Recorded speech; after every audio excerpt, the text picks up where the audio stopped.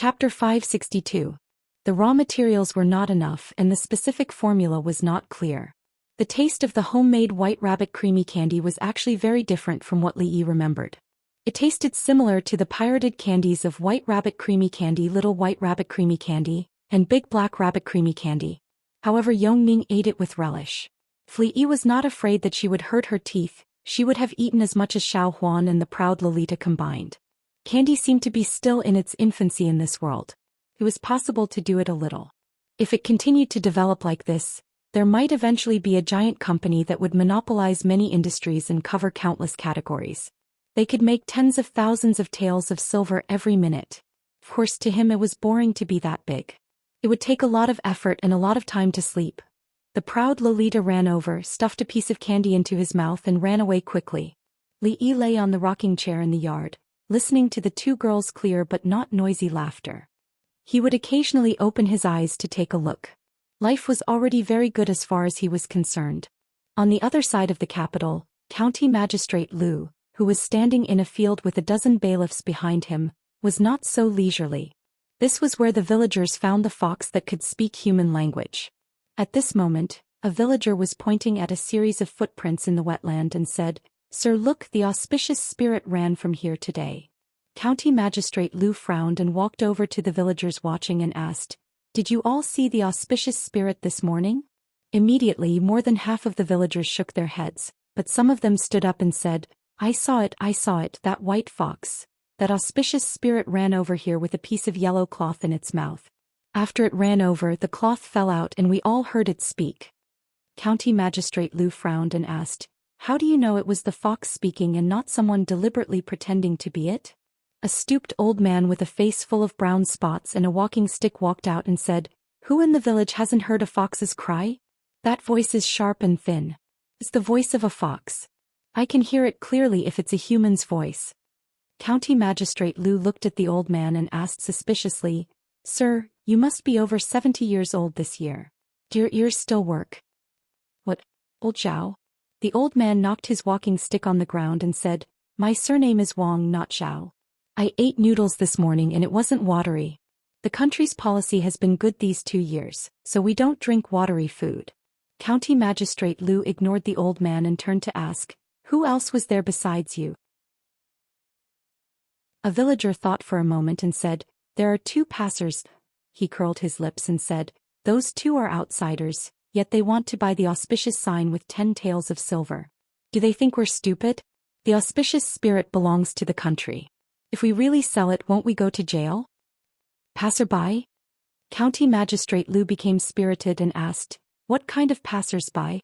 Do you still remember their appearance?" This time he brought an artist with him. He immediately asked him to draw the passerby according to the villager's description.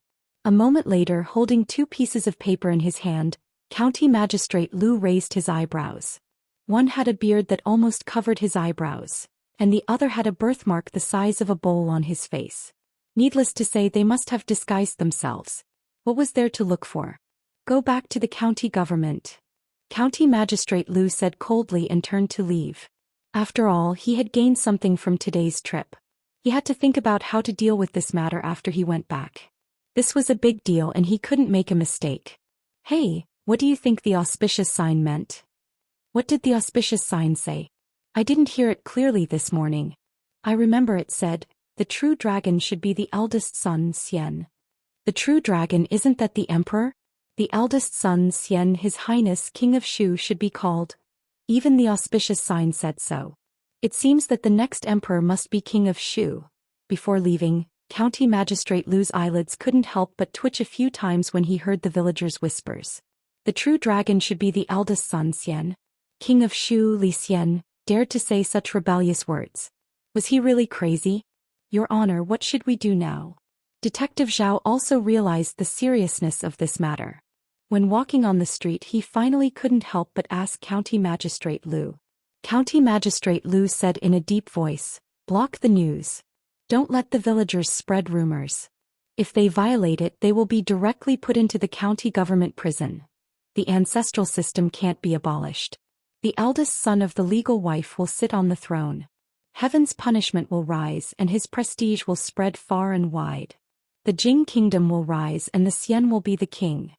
As soon as County Magistrate Lu finished his words, a group of children humming such a nursery rhyme passed by him. He stopped and suddenly turned his head. Two people were chatting at a noodle stall by the roadside. Hey, have you heard? This morning, a white fox with a yellow cloth in its mouth spoke human language and said that His Highness, King of Shu, should be the emperor. Really? This is a strange sign. The white fox spoke human language. It's a great auspicious sign. It said that King of Shu is incompetent. Today we know that His Highness is destined to be the emperor.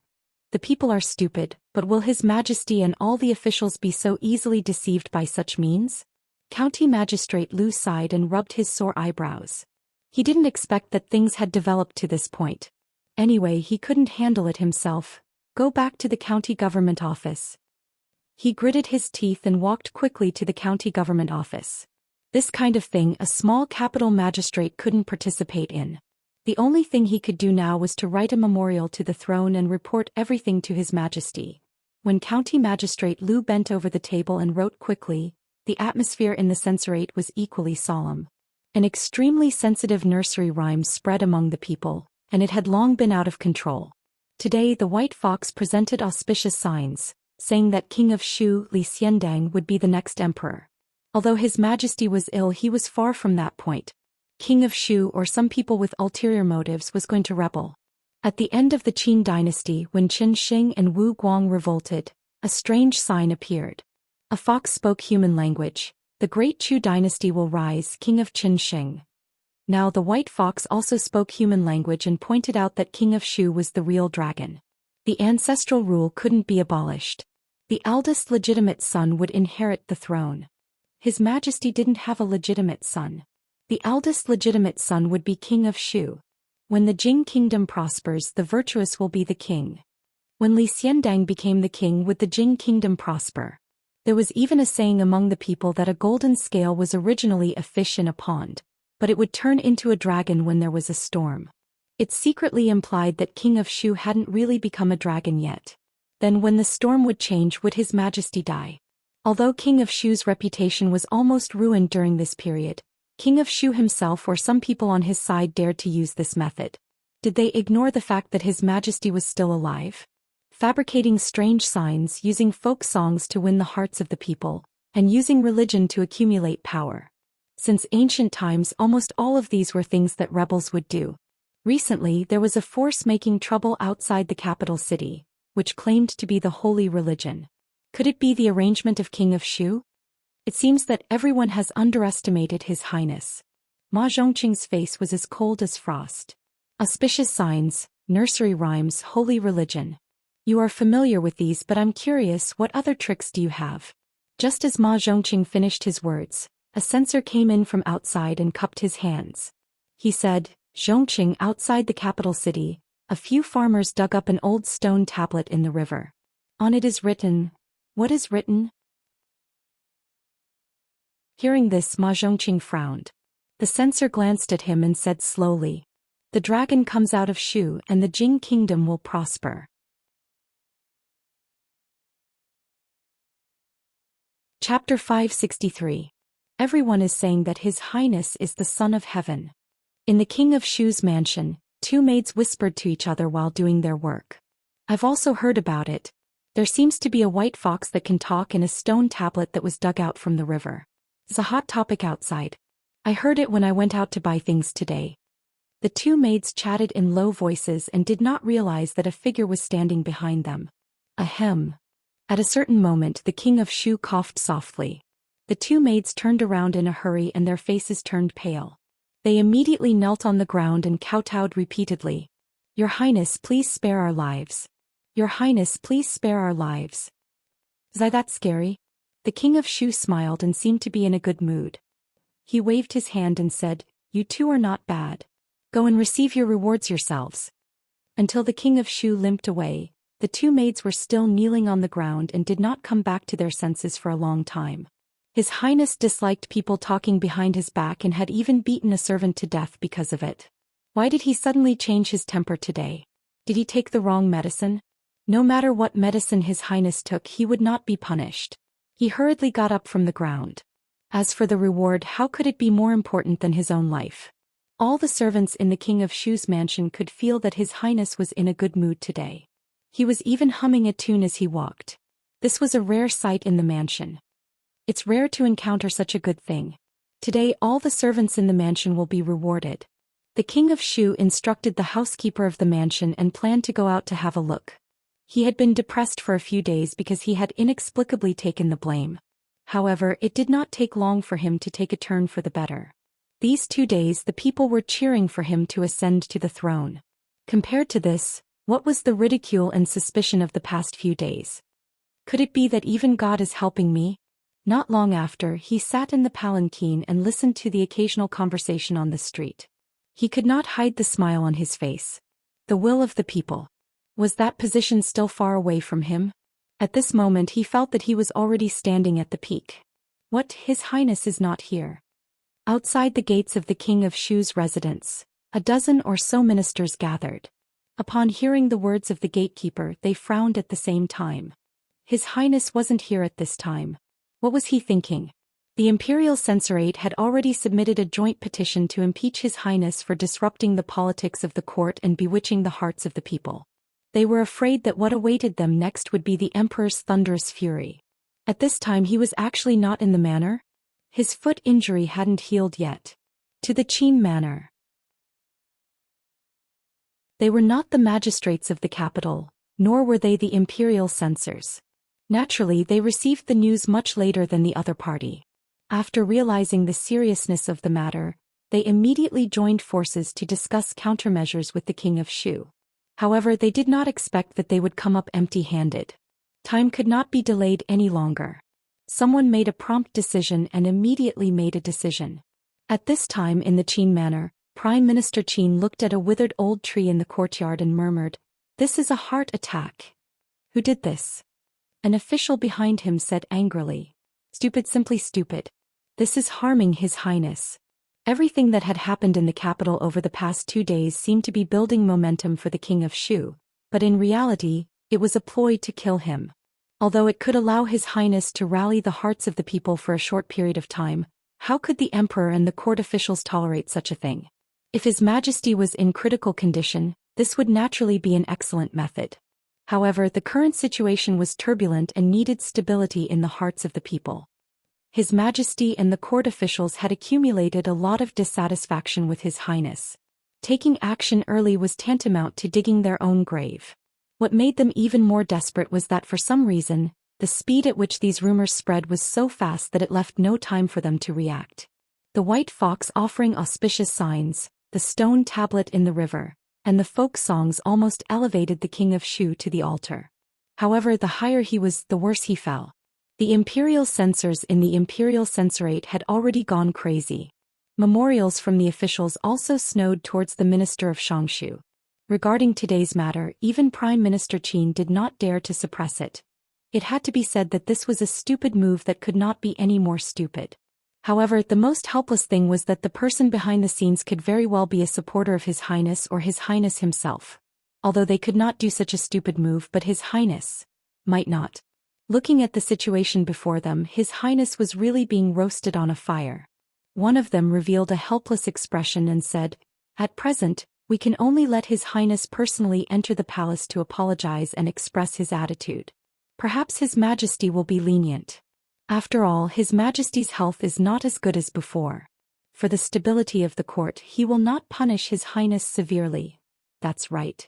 Let's go to the king's residence immediately. Otherwise it will really be too late. What, His Highness is not here? A moment later, outside the King of Shu's residence, many people stopped in shock. At the same time, in a restaurant somewhere in the capital, the King of Shu repeatedly clinked glasses with a group of young people. He laughed loudly and said, "I'm in a good mood today. All expenses are on I. When the Jing kingdom rises, the virtuous are called kings. The true dragon should be the eldest son of the virtuous, and when there is a storm, he will turn into a dragon."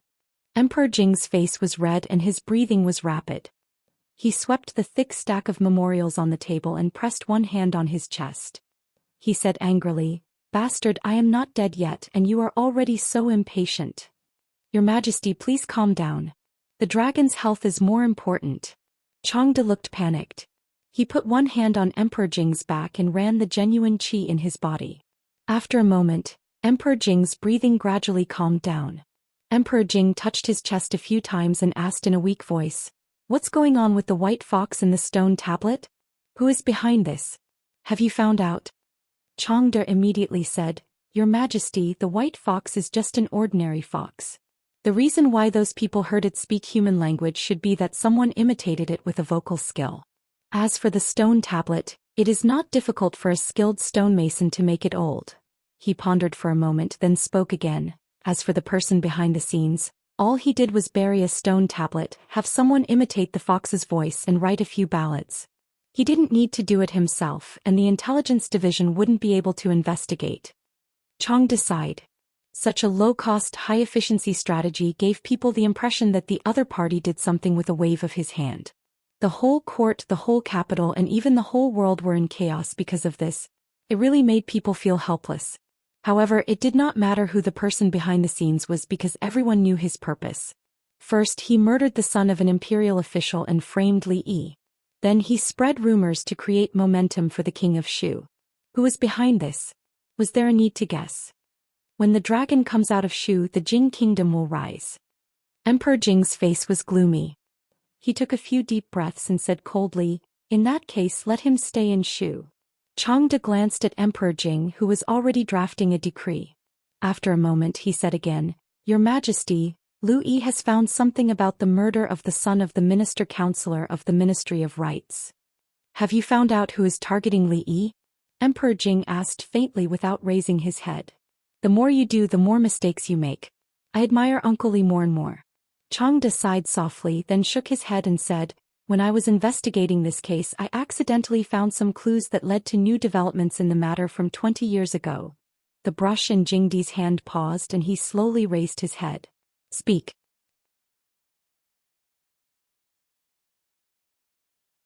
Chapter 564.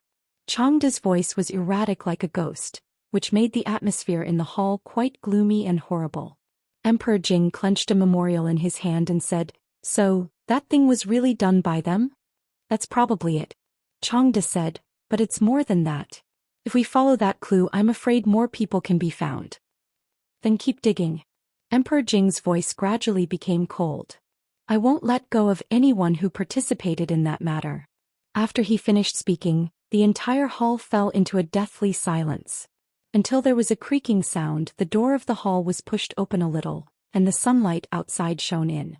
A head poked in from outside and the proud Lolita said with some doubt, "Why don't you open the door in broad daylight?"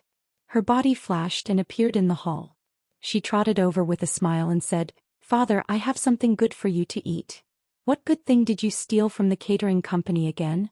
A smile appeared on Emperor Jing's face and he held her in his arms. "Father, try it first." The proud Lolita took out a handkerchief from her arms and carefully opened it. She took out a small milky white pastry and put it in Emperor Jing's mouth. "Tastes good. Is it a new pastry made by the catering company?" Emperor Jing asked with a smile on his face. The proud Lolita curled her lips and said, "Those stupid royal chefs can't make such delicious things. This was made by Master. Hey, give me 2 more pieces. I'll go to find my mother. She hasn't tasted it yet." Seeing her skipping out, the smile on Emperor Jing's face lasted for a long time. Changde picked up the memorials scattered on the ground and organized them. He said, "Your Majesty, do you want the Secret Intelligence Office to investigate the King of Shu?" "No need." Emperor Jing waved his hand and said, "Li Xian can't do such a thing, but some people can't wait." Feeling the coldness in his words, Changde knew that some people would not have a good time in the court tomorrow. "Prime Minister Qin, what should we do now that things have come to this?" In Qin's mansion, many people were staring at Prime Minister Qin. Fortune and misfortune, misfortune and fortune. Xiang sighed and said, "You don't need to do anything and you can't do anything." He shook his head and walked out with his hands clasped behind his back. His body was even more hunched than before. Was the decision he made more than 10 years ago right or wrong? At this moment even he himself had deep doubts about it. He walked to the door and waved his hand at a person standing in the corridor, saying, "Tell Imperial Concubine Cui that I am powerless in this matter." Did you find it? In the King of Shu's residence, more than 10 officials were waiting anxiously. When they saw a servant coming in, someone immediately asked. Not yet. The servant shook his head and said helplessly. Everyone's faces were filled with panic. Time was of the essence, and the consequences of every 15 minutes they wasted might be even more severe. Unable to find the King of Shu, someone had already entered the palace to report to Concubine Cui. No one knew what the outcome would be. If Her Highness still did not return, it would be too late when the palace doors closed today. Even they couldn't help but feel a chill when they thought about what would happen in the morning assembly. At this moment, a maidservant hurriedly ran in and said, "Her Highness is back." Hearing this, everyone got up and quickly walked out of the hall. The King of Shu was supported by 2 servants. His eyes were hazy and his body was swaying. When he saw everyone coming out to greet him, he was stunned for a moment. Then he asked doubtfully, "Why are all of you here?" Then, as if he had thought of something, a smile appeared on his face. He said, "I know you are also here to congratulate I. Good. Give the order to hold a banquet in the king's residence tonight. Your Highness." Everyone was already anxious. In such a critical situation, they were burning with anxiety in the king's residence while the King of Shu was enjoying himself outside. Finally, someone couldn't help but shout angrily with a face full of anger. "Ah!" The King of Shu raised his head in confusion, not knowing why the other party was angry. The official's face was full of disappointment as he said, "Your Highness, if this continues, your position in the Eastern Palace will be in danger." What? The King of Shu was very sensitive to these 2 words. He instantly sobered up and asked anxiously, "What happened? Why is it like this?" He thought that the position was within his reach, but now someone told him that he might not be able to be the emperor. How could he not be anxious? Seeing that the King of Shu still hadn't realized what the crisis was, the hearts of everyone present turned cold on the spot. The King of Shu was very lucky. Because the Empress had no legitimate son and could no longer bear children, he who was born by noble concubine Cui was equivalent to the eldest son of the legitimate wife. He was the first in line to be the next emperor. His mother was noble concubine Cui, and he had the backing of the Cui family as well as many noble families who shared the glory and disgrace of the Cui family. Because of these factors, many officials in the imperial court had long been on good terms with him. Even the current prime minister did not shy away from supporting him. He could even stay in the capital city without going to his fief. These were all things that the other princes combined did not have. However, he was also unlucky. From the moment he knew what an emperor was, he knew that he would be the emperor in the future. He could be the emperor without doing anything. As a result, he had never thought of making progress and was content with enjoying life. As long as he was a playboy of the royal family, there would be people who would help him. The King of Shu was broad-minded and recruited talents. He was proficient in both literary and military strategies. He was the best candidate to become the crown prince. That was why he was today's idiot. It was a blessing and a curse. At this moment, everyone understood what Prime Minister Qin meant. The official said in a low voice, "We'll talk about this on the way. Now you should immediately go to the palace and ask for forgiveness from His Majesty. There may still be a chance to turn things around. Otherwise something big will happen."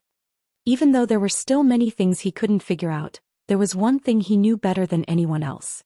If he didn't do as the other party said, he might really lose the throne. At this moment he had completely sobered up from the wine he drank last night. The complacency he had during the day was also swept away. He hurriedly said, "Prepare the horse, hurry, prepare the horse.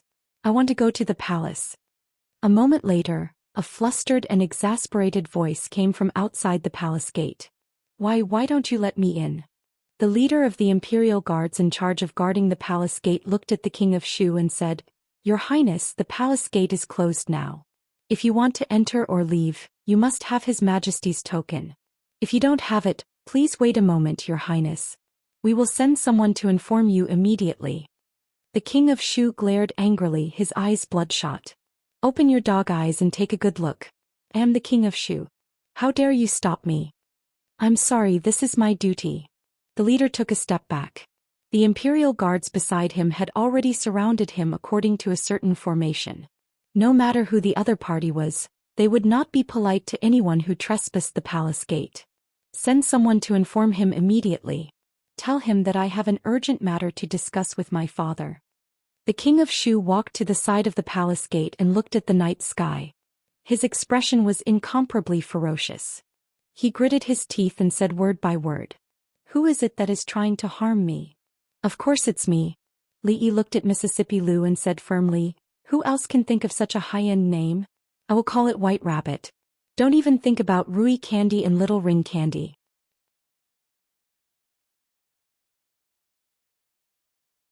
Chapter 565. This time he would not compromise even if he was beaten to death.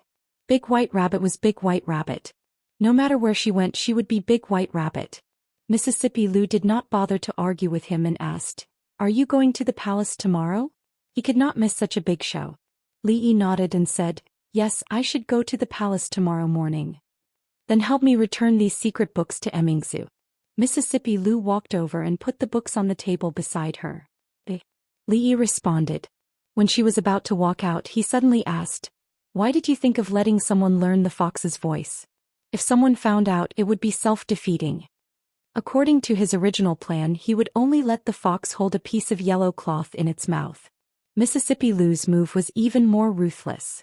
She was a good seedling for rebellion. Mississippi Lu glanced at him and said, who said that talking must be done with the mouth? After a moment, Li Yi shook his head. He had actually forgotten about ventriloquism. For some people they could speak without using their mouth. Not to mention those people in the martial arts world, there was no lack of such talents in the brothel. The servant girl was still disappointed at the side. The son-in-law would rather give the delicious food the name of a rabbit than the name of Xiao Huan. When she heard what he said just now she immediately forgot about this matter and asked curiously, son-in-law, can foxes also speak? Li Yi turned his head and said with a smile, yes, have you not heard of the nine-tailed fox? What is the nine-tailed fox? The servant girl suddenly widened her eyes. Li Yi lowered his voice and said, according to the legend in a place called Green Mountains, there is a fox with 9 tails. It only eats beautiful young girls like you. The servant girl's face turned pale. She immediately leaned to this side and grabbed his arm. She raised her head again and asked in a low voice, then what happened? After an hour, Li Yi gently pushed away the little servant girl who was curled up in his arms. He could not continue telling this story. If he continued it would become torture. He did not know if it was because she had eaten well in the past year, but the little servant girl who used to have a flat figure had not only become more beautiful, but her figure had also changed greatly. Hugging her like this for a long time, he really could not hold himself back anymore. The servant girl was a little scared after the son-in-law told the story of the fox spirit. She planned to sleep with second miss at night. When she walked into her room with the quilt in the palace, a woman in palace dress also walked into a palace. Her face was extremely gloomy.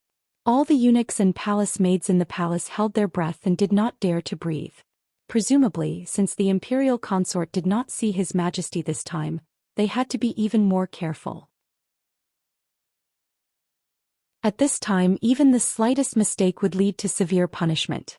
The eunuch showed a helpless expression and said, Your Highness, Prime Minister Qin said that he was powerless in this matter. Powerless? The eunuch showed a helpless expression and said, Your Highness, Prime Minister Qin said that he was powerless in this matter. Powerless? The voice of the woman in palace dress suddenly became shrill. What do you mean powerless? Why didn't he think about the reason why the Qin family could be like this today? This time my son is in trouble. Does he want to stand by and do nothing? Don't forget, if something happens to my son, they will not have a good ending. Hearing these words, the eunuchs and palace maids in the hall lowered their heads even more. Father, it's cold outside. Go back inside. In the Qin manor, Prime Minister Qin was sitting alone in the courtyard. Someone came from behind and put a piece of clothing on his shoulder. It's okay. My old bones can still hold on for a few more days. Prime Minister Qin waved his hand and said, How is his body? The middle-aged man knew who he was talking about. He shook his head and said, Old injuries have not healed and new ones have come. The imperial doctor said that he needs to rest well. If there is another accident, I'm afraid that it will hurt his foundation. The middle-aged man paused and said, "Father, if you ask for leave tomorrow, I'm afraid it will be difficult to explain to concubine Cui and the Cui family." Over the years, the Qin family had been able to maintain a stable position in the imperial court. Most of it was due to concubine Cui and the Cui family's efforts in the imperial court. Otherwise, the once illustrious Qin family would probably only have one prime minister. Once his father retired, the decline of the Qin family would become inevitable. It was not wise to offend concubine Cui, the Cui family, and the king of Shu who was likely to succeed the throne. It would also make the Qin family's many years of hard work go to waste. No matter how prominent a family is, after a few decades or 100 years, it will almost exhaust its luck. Someone has to fight for it, otherwise it will not be able to be prominent for hundreds or even thousands of years. Prime Minister Qin did not answer. He looked at the night sky and said, "I'm old. In the future these things should be left to these young people." Looking at his father's lonely and desolate back, he slowly walked into the room. The middle-aged man seemed to realize something and his body trembled slightly. Today's morning court was destined to be unusual. The white fox spoke, the stone tablet revealed words, and the sensitive song could even be sung by 5-year-old children in the capital. In the past 2 days, several matters had almost turned the capital upside down. The king of Shu had become a legend among the people. The body of a true dragon, the person chosen by the heavens and the only candidate to inherit the throne. It was almost said that the emperor should give up the throne to him as soon as possible. In the current situation, such a move was extremely stupid. Almost all the censors in the imperial censorate submitted a joint petition. Dozens of ministers in the court impeached him at the same time. Prime Minister Qin asked for leave, and no one in the king of Shu's faction dared to speak out under such circumstances. One person impeached, then stepped down, and another person took over. The entire court was in order. The emperor's expression had been very calm, as if there was no difference from the usual morning court. He calmly issued some edicts. The Cui family, the Qin family, the Qin family. The change of positions of more than 10 officials in the court showed what kind of storm was brewing behind this calm. The efforts of the king of Shu's faction over the years had gone up in smoke in this calm, but no one raised any objections. Everyone knew the seriousness of this matter, but no one knew how long the emperor's calmness would last. Perhaps because of someone's words or action the emperor would explode. At that time it would be a real thunderbolt.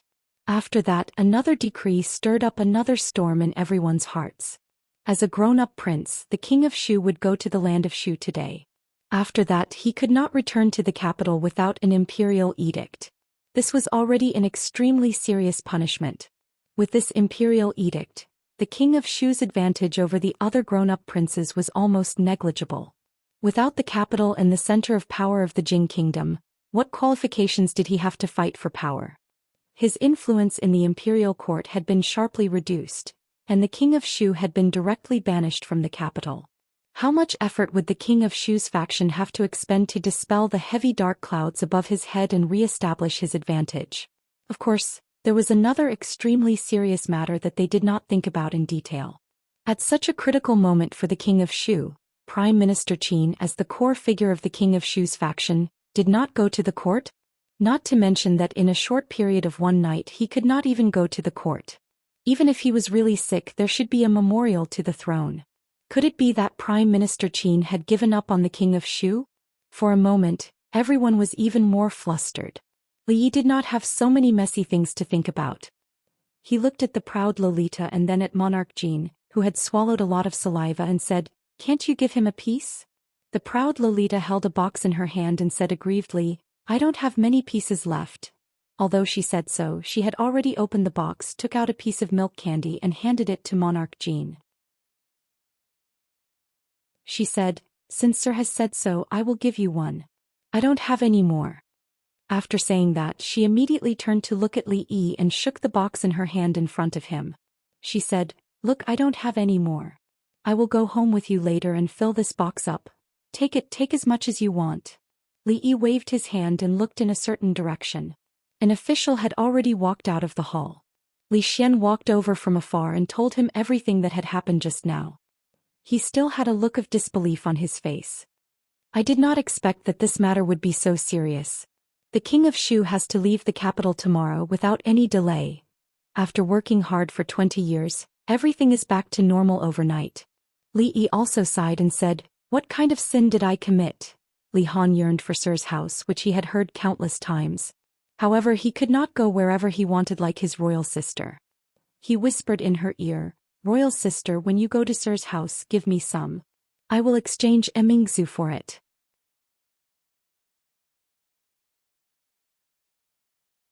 Chapter 566. The emperor was sick, but he expelled the most qualified prince from the capital.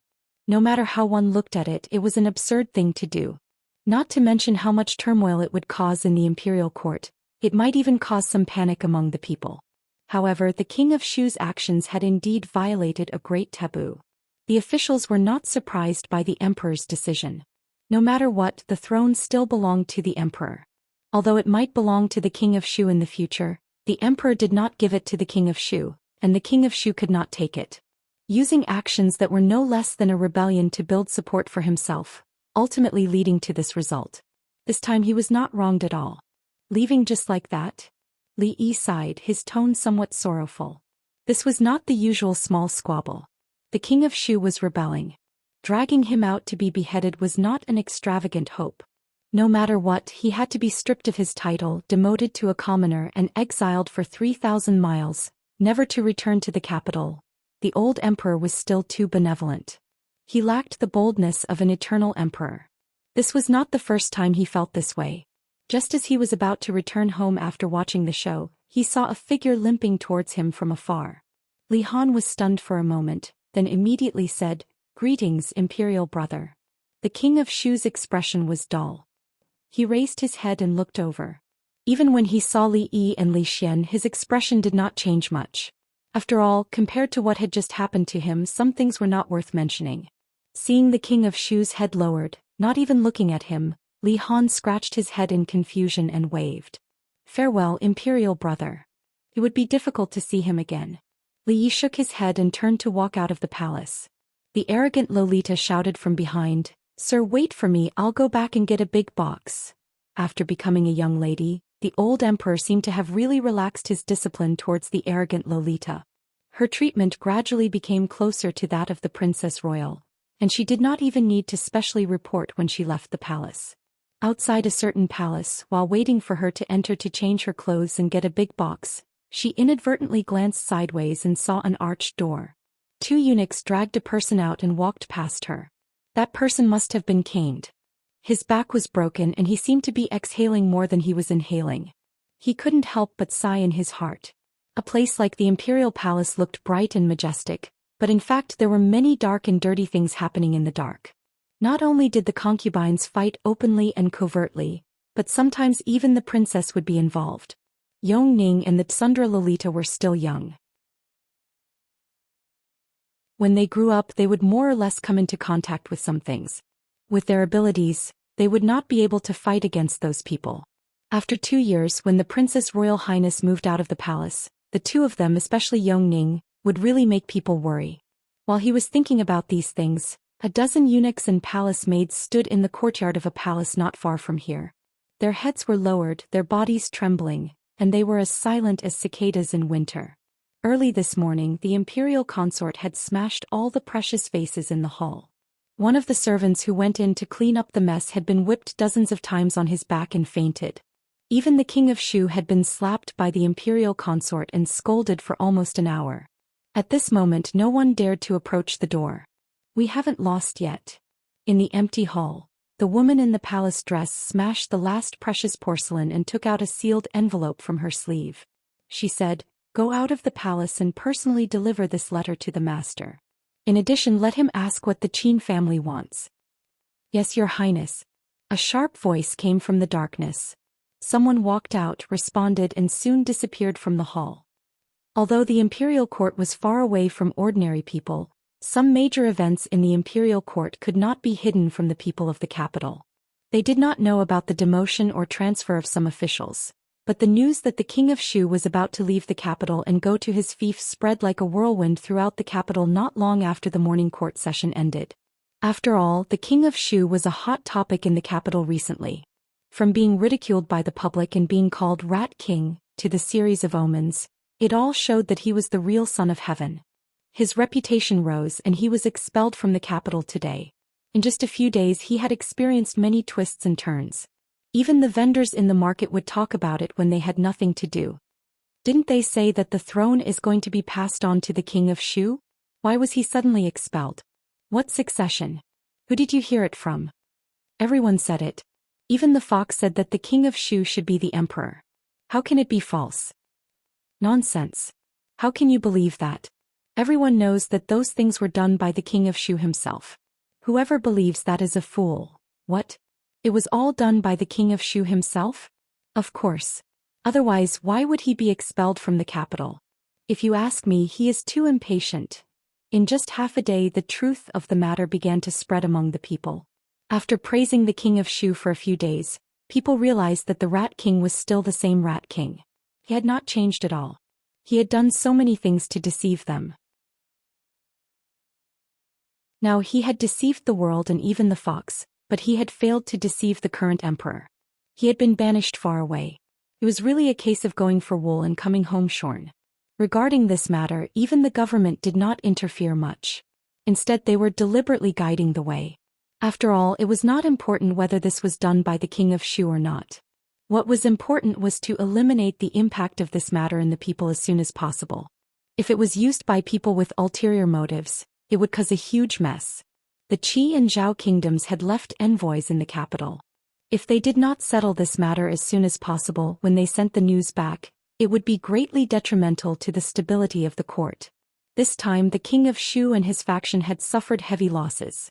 Not only were their forces purged in the court, but they were also far away from the center of power. They had gone to the faraway Shu prefecture and no one knew when they would return. Many people in the court had worked hard for more than 10 years, but their efforts were ruined in an instant.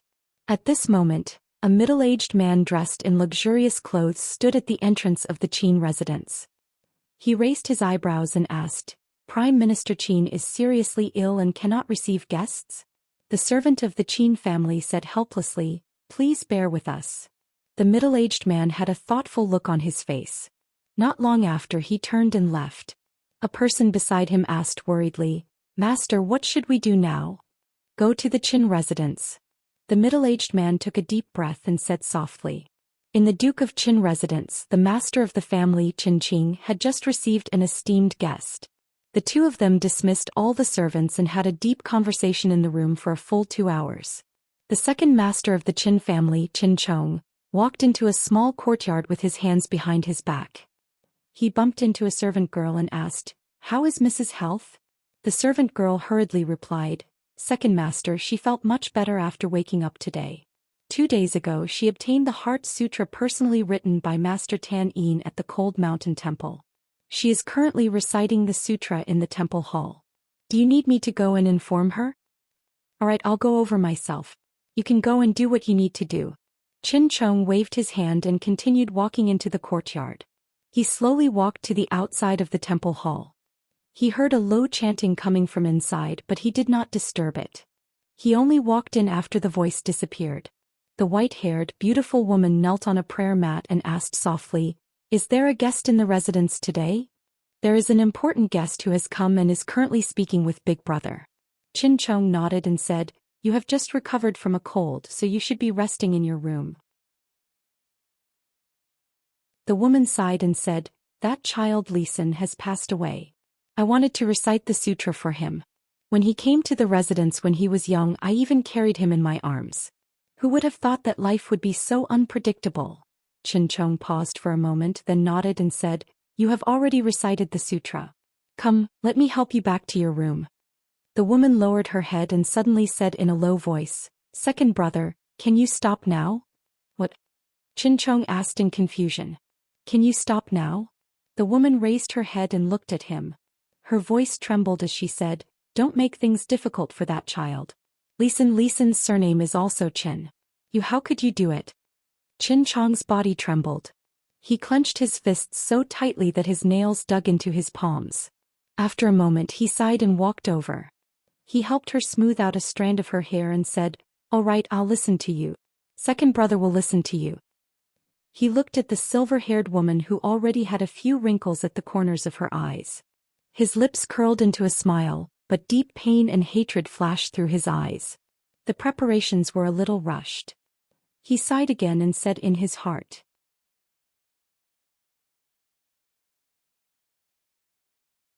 Chapter 567. The stonemason has been sent to Qingyan Prefecture. The beast tamer and the ventriloquist have also been sent to other places. They won't appear in the capital for 5 years. Li Yi was researching more types of candies in preparation for the upcoming opening of the candy shop. Mississippi Lu walked over and said calmly. Although there were almost no traces left behind, it was better to erase all clues just in case. The 3 people would live a good life in Qingyan Prefecture. After 3 to 5 years, when the rumor died down, they would return to the capital and take over the position of a shop manager. The king of Shu will leave the capital today. Mississippi Lu suddenly said. Li Yi looked up at her and said, "Don't do anything rash. We can't do this for now." Although the king of Shu was a bastard who could even force his father to abdicate, a bastard prince was still a prince. Something happened to him on the way out of the capital, it would be a serious matter. Mississippi Lu glanced at him and turned to leave. The hero conference is about to start, right? Li Yi asked again. In 5 days. Mississippi Lu waved her hand and didn't look back. This was going to be interesting. It was different from what he saw on TV. It was a real hero conference with martial arts masters gathering. He was looking forward to it. I'll send you 1,000 miles away. You're silent and black and white. Li Yi hummed a tune and continued to work with his head down. He still needed to think about how to choose the high-end and low-end candy shops and what the prices were. At dusk, the main street of the capital was filled with pedestrians. Today was the day that the king of Shu would leave the capital. A procession of hundreds of people passed through the street. It was a grand scene. Accompanying officials, guards, and all kinds of resources, the procession left the city gate in a grandiose manner. Most of the people in the capital were just there to watch the show, but some people thought of something deeper. With the departure of the king of Shu, there would be no more adult princes in the capital. Those princes who had already gone to their respective fiefs and felt that there was no hope would be active again. They would try their best to fight for that glimmer of hope. But did His Majesty have any other intentions? Although many of the adult princes were useless, Prince Jin, who was 10 years old, was a clear stream among all the princes. Although he was young, his ability was outstanding. He did not disappoint the courtiers and the people. If His Majesty's body could hold on for a few more years, maybe the emperor's heart was unpredictable. Besides, the situation in the court was complicated. This was only a guess. After all, Prince Jin was still young and no one in the court thought that he would inherit the throne. He was alone and was unlikely to be a match for the king of Shu.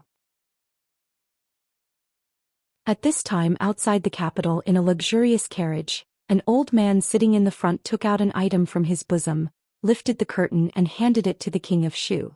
He said, "Just in case, the imperial consort and the Cui family have been operating in Shuzhou for more than 10 years. Your Highness, if you let them read this letter, the officials and nobles of Shuzhou will make things convenient for you." The king king I king, I and I he, I. If you can't do this well, you don't have to come back. As soon as he finished speaking, 2 riders separated from the crowd and soon disappeared. In a small courtyard in Willow Lane in the capital. I heard that the king of Shu will leave the capital today. Xiaoxue and Xiaozhu were swinging in the corner. Wan Ruoqing was drying the osmanthus powder at the stone table in the courtyard and said to Zheng Zimo. They saw it when they passed by the alley just now. Zheng Zimo was focused on peeling melon seeds and said casually, "Last time they were framed and almost imprisoned. After coming to the capital, all kinds of rumors pointed to the king of Shu. How could they not know that he was leaving the capital today? Since they knew that they were likely to be targeted by a prince, they were still very nervous. Only now did they let out a long sigh of relief." Wan Ruoqing and Zheng Zimo were talking about something. Xiaoxue swung for a while and came over to help her move the osmanthus powder to a place where the sun was shining. She wondered why Sister Ruoqing had picked so many osmanthus flowers this year. The osmanthus cake would probably last until this time next year. It was already late autumn and the atmosphere between heaven and earth was more desolate. The small courtyard was very clean, but the alley outside the courtyard was already covered with a layer of fallen leaves. Not long after it was cleaned, it would be covered again. It was hard to imagine that there would be a tea house in such a secluded alley. Although the place was remote, business was brisk every day. Many people in the capital knew that the owner of the tea house in Willow Lane was an expert in stir-frying tea. Although the price was a little high, it could attract people who truly loved tea. At the entrance of the tea house, there would always be a lazy waiter sitting there. No matter how busy the business was, he would not go in to help. Most of the time he was dozing off. He would only open his eyes when someone approached the small courtyard on the opposite side. "Hey, those two beggars, if you want to beg, go elsewhere." At a certain moment, the tea house waiter stood up and walked over to the two beggars who had been lingering there for a long time. He waved his hand and spoke impatiently. "Why?" One of the beggars said unhappily and was immediately pulled away by his companion. In terms of size, the tea house waiter's arms were thicker than their thighs. If they really provoked him, a fierce beating was inevitable.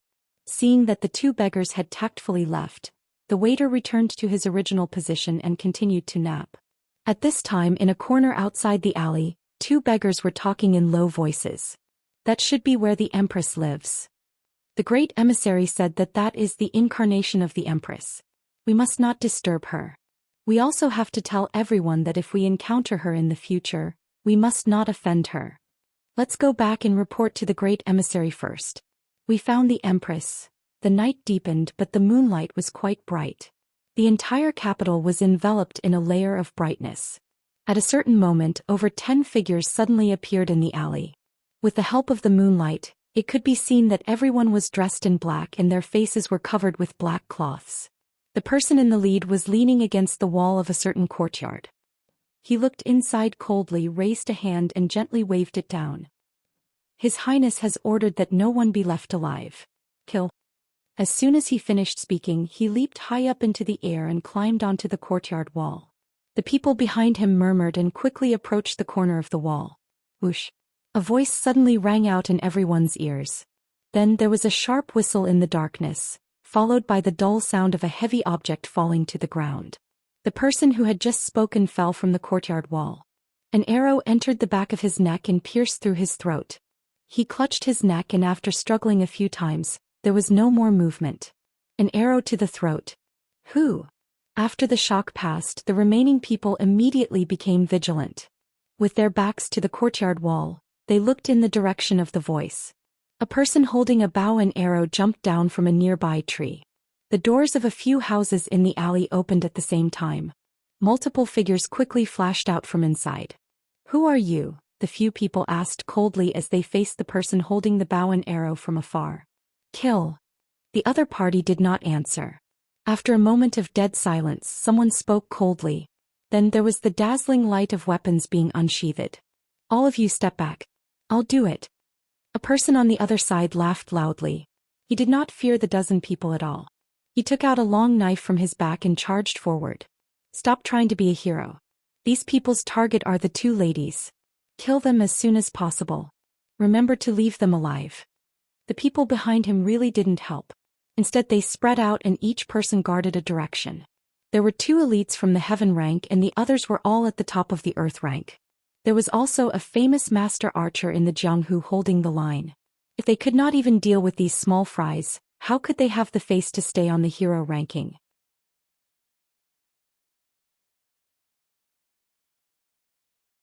Chapter 568. Under the moonlight, the figure wielding the long saber was like a tiger in a flock of sheep. The saber light danced as if it was chopping melons and vegetables. There was not even the sound of weapons clashing. None of the dozen or so black-clothed men were a match for him. As for the man with the longbow, it did not affect his performance at all. He stood in front of the courtyard gate. If someone broke through the defense line of the swordsman, he would casually shoot an arrow. With the sound of the bowstring, someone would fall to the ground, clutching his throat. After twitching a few times, there was no more sound. The strange thing was that these people knew they were no match for him, but they did not seem to care. They charged forward without fear of death, even if they were just throwing their lives away. Death warriors? The people surrounding them looked at each other, nodded slightly and quickly joined the battle. In just a moment, only one of the dozen or so black-clothed men was left standing. A man grabbed the neck of the leader and asked coldly, "Who sent you?" After he asked this question, there was no response for a long time. At this moment, someone walked over and put his finger under the nose of the black-clothed man. He shook his head and complained, "You brat, you don't know how to hold back. He's already been strangled by you, why are you still asking?" The man released his hand and the black-clothed man's corpse fell straight to the ground. He squatted down and pinched the man's mouth. He stood up, shook his head and said, "He committed suicide by taking poison. Who would be so generous as to send so many death warriors at once?" After years of traveling in Jianghu, they naturally knew of the existence of death warriors. Those nobles' families would usually raise death warriors. These people would work for their master and were instilled with the idea of loyalty from a young age. For the master's orders, they could even disregard their lives and carry out most of the missions were assaults or assassinations. Although these people also had their own thoughts, they only knew to be loyal. Even if they learned martial arts from a young age, their achievements were extremely limited. However, when there were a lot of them, their fearless aura would give people a headache. Today, if it were not for the two heaven-ranked experts and the godly archer, the remaining people would not be able to stop them.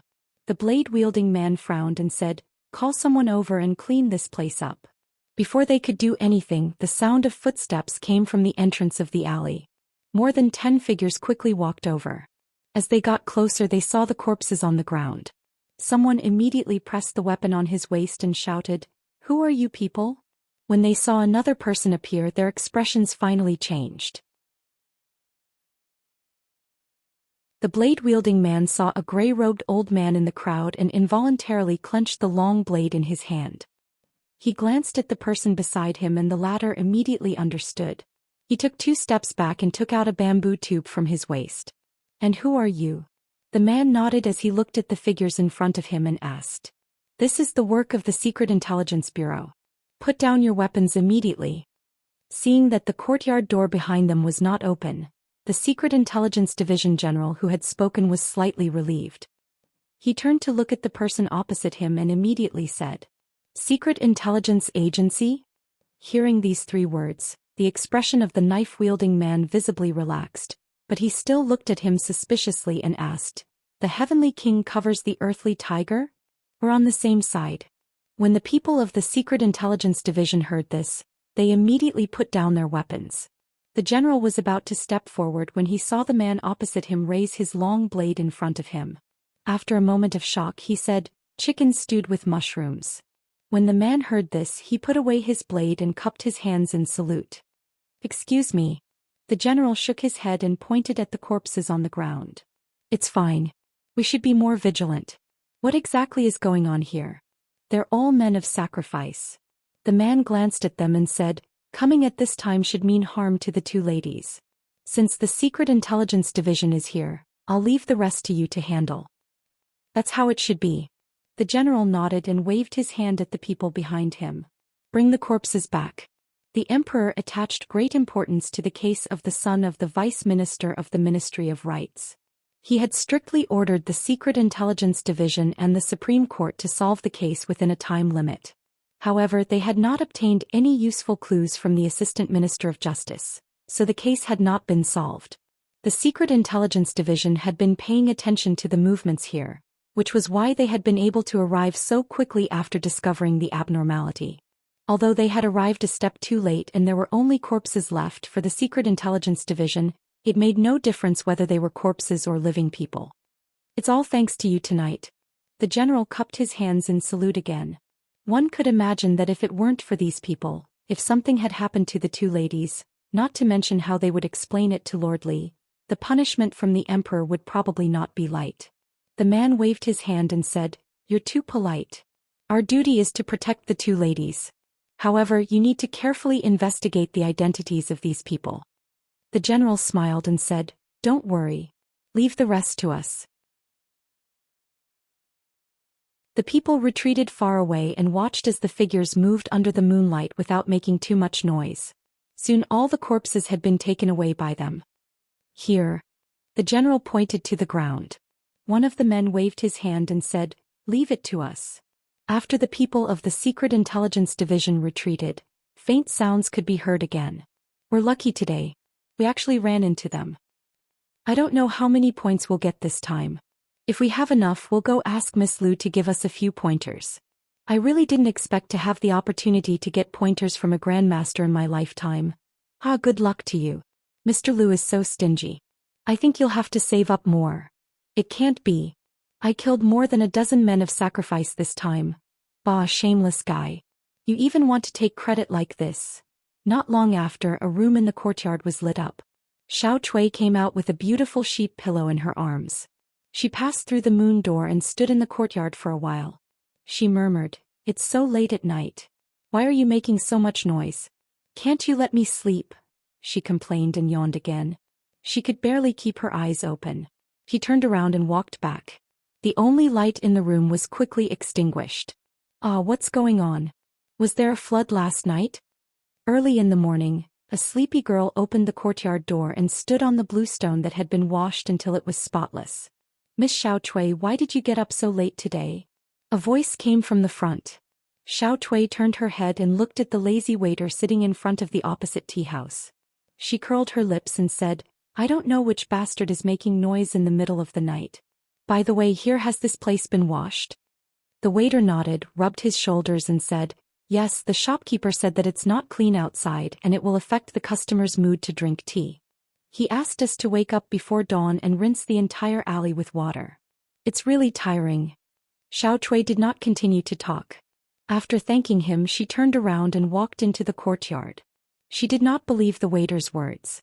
He was the laziest person in the entire alley. He only knew how to sleep all day. How could he suddenly become so diligent? However, after the ground was washed, it looked much more pleasing to the eye. In the Hall of Diligent Government, Emperor Jing was holding a report just presented by the Intelligence Division. He sighed and said, "Is it really Li Xian? I haven't disciplined him all these years. Is it right or wrong?" Murmuring, he crumpled the paper into a ball and threw it aside. He said, "Pass down the order. Tell the Supreme Judiciary and the Intelligence Division to stop investigating this case." "Yes, Your Majesty." Changde bowed and said. The King of Shu's faction had suffered a heavy blow this time. His Majesty's power in the imperial court was almost completely wiped out and almost reached a critical limit. If he suppressed them too much, there would be a big rebound. Emperor Jing thought for a moment and asked, "Is there a vacancy for the position of Minister of the Ministry of Rights?" Changde said, "His Majesty just demoted the Minister of the Ministry of Rights the day before yesterday. He hasn't been appointed yet." Emperor Jing thought for a moment and said, "Forget it. Qin Yunshan is the Minister of the Ministry of Rights. He is no longer loyal to the Qin family. Pass down the order to the Ministry of Personnel. Qin Yunshan will be appointed as Minister of the Ministry of Rights."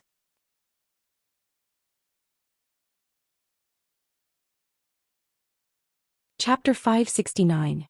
The promotion of the Minister-Counselor of the Ministry of Rights, Qin Yunshan, was expected by most people.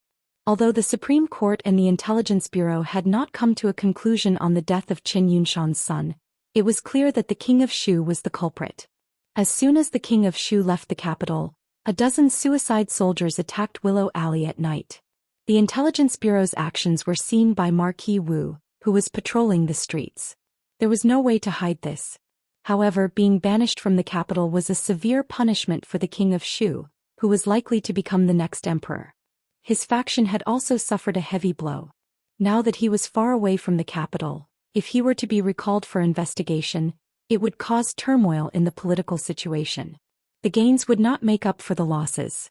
After all, although the King of Shu's faction had temporarily lost power in the court, they still had influence that could not be ignored. Thinking about it carefully, the emperor still had a few adult princes. But even when the King of Shu was at his lowest point, the other princes could not compare to his advantage. Therefore this case could only end here. Qin Yunshan's promotion from the Minister of Rights to the Minister of Rights was probably the emperor's compensation for him. But this road of promotion was too bloody and cruel. Qin Yunshan had already left the King of Shu's faction. It was said that he had almost fallen out with Duke Qin. This was not unexpected. Although he could not take revenge for his son's death, How could he let it go so easily and continue to be loyal to the king of Shu? Over the past few days he was not the first nor the last to leave the king of Shu's camp. It was just that after this incident, many officials finally saw many things clearly. From indecisiveness they became firm. Even the attitude of the Qin clan had become vague, causing more people to hesitate. Suicide soldiers? Li Yi unconsciously tapped the table with his index finger, repeating Lu Luo's words. Yes. Lu Luo nodded. Last night around midnight a group of black-clothed men sneaked into Willow Alley. Fortunately we knew that these days were not peaceful. Worried that they would make a move again, we arranged for people to keep watch every night. Those black-clothed men were not afraid of death. We wanted to capture one alive for questioning, but we did not expect the last person to commit suicide by poison. In the end the corpses were all taken away by the Secret Service. We still don't know the identities of those people. There was nothing much to guess about the identity of the man in black. He did not know how to play tricks, nor did he know how to beat around the bush. Based on his style of doing things he was undoubtedly the king of Shu. I'm still too soft-hearted. Li Yi sighed and shook his head. The nursery rhymes and the strange omens did not reach the bottom line of the courtiers and the old emperor. Otherwise, the king of Shu would not only be banishment from the capital. However, this guy had been in Jingdo for so long, yet he still hadn't managed to rope in any imperial guards or garrison generals. He also couldn't do anything fatal. A piece of trash. He looked at Lu Luo and asked casually, "We haven't developed to Shuzhou yet, have we?" Lu Luo nodded and said, "Shuzhou is remote. If we go a little deeper we'll be within the borders of the Zhao kingdom. We don't plan to develop in such a remote prefecture for the time being. The more difficult the conditions the more we can't shrink back. We have to carry forward the spirit of not being afraid of hardship." Li Yi poured more tea for him and said, "Although Shuzhou is remote we can't give it up. If anyone is willing to go to Shuzhou to develop, their salary will be tripled, and they will be allowed a month of paid leave every year. They will also be allowed to go home to visit family once." He counted the days and continued, "In 2 years if they are willing to come back, they will immediately be promoted to the manager of the branch in Jingdo." This kind of treatment was hard to refuse for a wandering actor who called the 4 corners of the world his home. He would only be away for 2 or 3 years. Although Shuzhou was a little remote the salary was not low. 3 times the salary, a month of leave and they were allowed to go home to visit family. In this way he would be gone for at least 3 months. Once the news got out there would be a lot of applicants. Moreover, in 2 or 3 years he would be promoted to the manager of the branch in Jingdo. He would not have to worry for the rest of his life. After coming back to his senses, Lu Luo nodded and said, "Okay, I'll arrange it as soon as I go back." "How's the preparation for the Heroes competition?" This rare event in the martial arts world would be held in a few days. Lu Luo had been in charge of this aspect. Lu Luo nodded and said, "The preparation is almost done. The ranking on the heaven list has rarely changed in the past 2 days. So far there hasn't been a single grandmaster. But we can't rule out the possibility that some masters on the heaven list haven't done their best. When the real competition begins there may be changes." After all, the area around Jingdo was too sensitive. The final venue of the Martial Arts Society competition was dozens of miles away from Jingdo. This competition was not only a competition but also an exchange.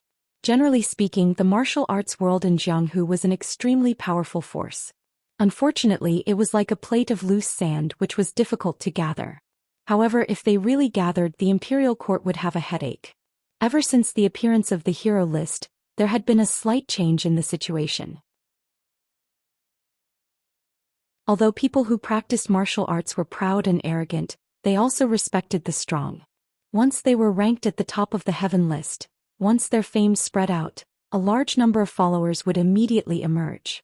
Experts who were indifferent would not care about this, but there were also people who took the opportunity to establish their own forces. The number of factions in the martial arts world suddenly increased. Among them, the Lu Alliance was the most powerful one. After all, the top 2 masters on the heaven list were in the Lu Alliance. One of them was even a legendary grandmaster.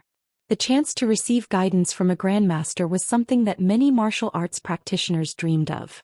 Martial arts practitioners from all walks of life swarmed in from all directions. Even though the Lu Alliance's rules for accepting members were very strict, Its expansion speed was extremely shocking.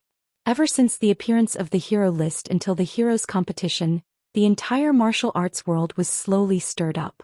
Although obtaining the position of the chief of the martial arts world might not be able to command the martial arts world, that title was the highest honor for martial arts practitioners. The chief of the martial arts world, the #1 master in the world, was enough to boast for a lifetime. Of course, no matter how much Li Yi fantasized about it, it was useless. However, Mississippi Lu's Tai Chi was taught by him step by step. A teacher for a day, a teacher for a lifetime. In the future, when he wrote a biography for her, he had to make it clear. The master of the chief of the martial arts world was a truly powerful existence. It would not be enough to boast for 2 lifetimes. The situation in the imperial court changed. Some people left, some people rose. For the people in the capital, this was just a topic of discussion. It didn't take long before something new appeared in 3 to 5 days, causing them to forget about the past. 2 days ago they were still discussing how foxes talked and who should be the emperor. But these days the topic of discussion had changed to a few new shows in the brothel. There was a pretty girl who sang and everyone liked her very much. Everything seemed to have returned to normal. In this tranquility, in a restaurant in the capital, a burly man with a saber on his back raised his head and drank a few mouthfuls of strong wine. He laughed. The capital is indeed the capital. Even the wine is different. Then he threw down a piece of silver, picked up the wine jar and strode away. Outside the capital, a young man with a sword in his hand stopped a passerby. After asking a few questions, he smiled and thanked the passerby. He looked in a certain direction and quickly disappeared. "Greetings, Your Highness." At the same time, a middle-aged Taoist nun wearing a loose Taoist robe walked out of the courtyard. The 2 people in purple who had been waiting outside the door immediately bowed. Countless figures were rushing toward a certain place outside the capital city.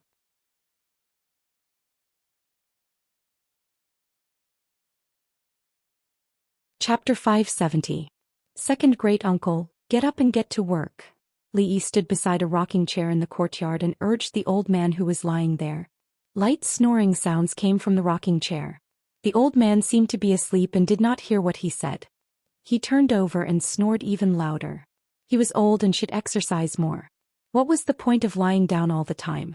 Li Yi opened a paper bag in his hand and tore off a chicken drumstick to take a bite. He then walked out of the courtyard.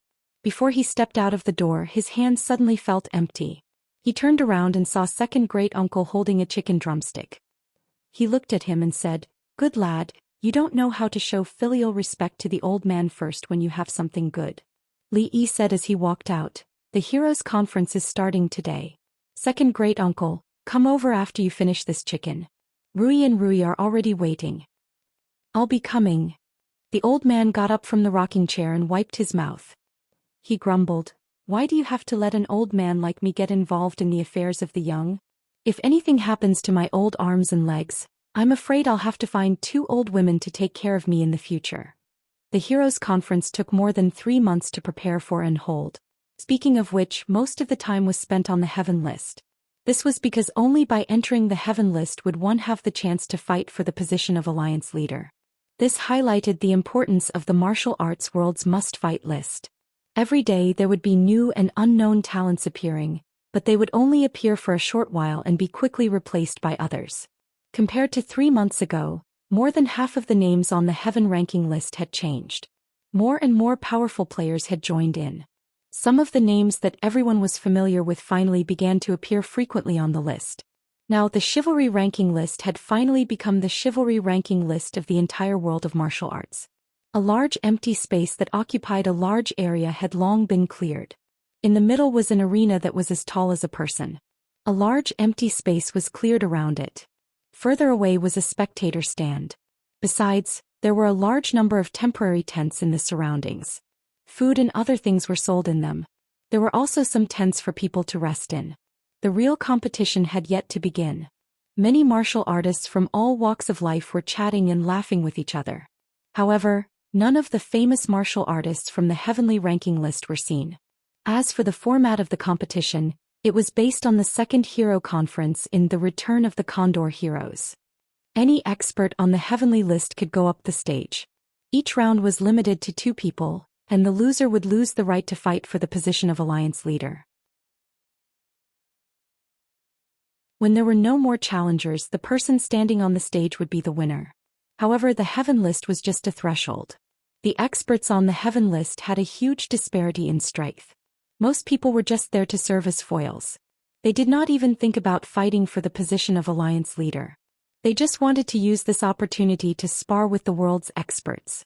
After all, it was hard to find a real opponent. They could not find such an opportunity in the past. A few people walked over slowly. Lu Luo introduced these things to them. From time to time, people from the Lu League came up to greet them. Mississippi Lu was the leader of the Lu League.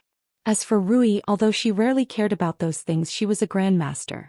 In the martial arts world, strength was everything. She would be respected wherever she went. Rui still occupied the first place on the heaven list. No one would have the guts to challenge a grandmaster. The second place was Mississippi Lu. As long as she did not meet a grandmaster, she was almost invincible. There are no grandmasters on the heaven list, right? Li Yi turned around and asked Lu Luo. I don't think so. Lu Luo shook his head and said. The number of experts in the Jianghu could be counted on one's fingers. How could it be so easy to meet them? When one reached that level, which one of them did not have an indifferent temperament and pursue a higher level? Why would they participate in the Heroes' Assembly? He had been worried that a grandmaster would come to make trouble, but now it seemed that his worries were completely unnecessary. If not, then. Li Yi was relieved, but before he could finish his sentence, he saw a middle-aged Daoist nun walk out of a tent. She glanced in his direction, and her gaze froze for a moment before she turned and left. Li Yi pointed at Taoist nun. Lu Luo glanced at her and said, she only showed up once in Qingyan Prefecture. She defeated a master who was in the top 10 of the heaven list and was ranked 5th. Although the top 10 of the heaven list changes frequently these days, considering her strength, she is currently ranked 15th. Li Yi turned around and looked at Rui. She shook her head and said, since she is here, I'm afraid she is determined to win the league leader. Rui is no match for her. When the time comes, I'll go. Are you sure you can win? Li Yi looked at her and asked. Rui shook her head and said, I'm not sure I can win. It's only 50-50. A battle between grandmasters must be very dangerous. If you didn't have 100% chance of winning, then don't go. Li Yi pulled second great-uncle, who was standing there dozing off, and said, second great-uncle, chili chicken, white cut chicken, beggar's chicken, cola chicken, salt-baked chicken, saliva chicken, yellow braised chicken, and boy's chicken are different every day. I'll leave the Taoist nun to you. The old man raised his head and looked at Li Yi in disbelief. He asked, there are so many ways to cook chicken? Li Yi nodded and said, there are 81 ways to cook chicken, and I guarantee it won't be the same. One every day, and it will be enough for you to eat until next year. Second great-uncle narrowed his eyes and seemed to be thinking. At this moment, a slightly anxious voice came from the side. A young man stopped in front of a hunchbacked, sloppy old man and said, Senior, only experts on the heaven list can enter this place. Please take a rest over there. A strange smile appeared on the old man's face. He said, Heaven list? What's that? There's no lack of good food or drinks here, but there's nothing on the other side. Get out of the way, I want to watch the show after I'm full. The young man said, You must enter the heaven list and get a token to enter. A middle-aged man walked out of the tent and asked with a frown, Who's making noise outside? What token? The old man asked. The young man pointed to the token on the middle-aged man's waist and said, Just like this. The old man waved his hand and said to the middle-aged man, In that case, this token is mine. He reached out to the middle-aged man's waist.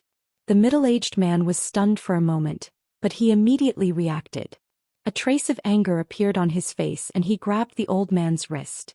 The next moment he felt a shadow appear in front of him, and at the same time he felt a sharp pain in his chest. He grunted and took a few steps back. His face was pale and a trace of blood flowed from the corner of his mouth. He looked at the old man with shock in his eyes. How is this possible? Lu Luo's expression changed and he murmured, Pang Hui is 18th on the heaven list, but... A trace of surprise also appeared on Rui's face. Another one. Li Yi was stunned and he thought of something, and for a moment he was stunned on the spot. It can't be, 2 grandmasters are making such a big deal this time? The old man played with the token in his hand and looked at the young man. Can I go in now? The young man swallowed and said, yes, it should be Su Freak. Inside a tent, Lu Luo put down a thin book in his hand with a worried expression and said, including Miss Lu, there are currently 6 known grandmasters in the martial arts world. The others disappeared more than 10 years ago. During these 10 years there was occasionally news of them. Only this old freak Su is a man of both good and evil and has left behind many deeds in Jianghu. Although he rarely kills people, many famous masters in Jianghu have had their martial arts crippled by him. When people in Jianghu run into him they generally avoid him. He sighed and said in a worried tone, Daoist Nun is already a grandmaster. If Su Freak disturbs the situation we will no longer be able to control the situation. I wonder if second great uncle can deal with 2 grandmasters alone? Li Yi thought to himself. Just in case he should ask the old man first. When he turned around he was suddenly stunned. Second great uncle.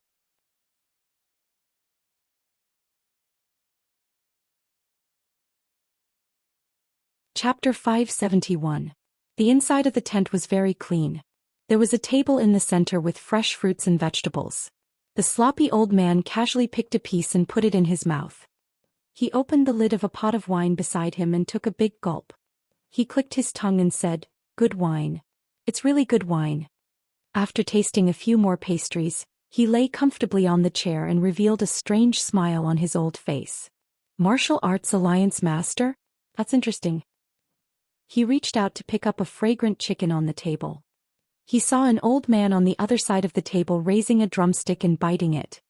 He shook his head and said, it's not the right temperature. It's a waste. Then he reached for another drumstick. The sloppy old man's murky eyes suddenly burst with 2 balls of light, and his entire temperament changed. More than 10 years ago his martial arts had already reached the transcendent realm, which was what people in the martial arts world called the Grandmaster realm. However, he had allowed someone to get close to him without him knowing.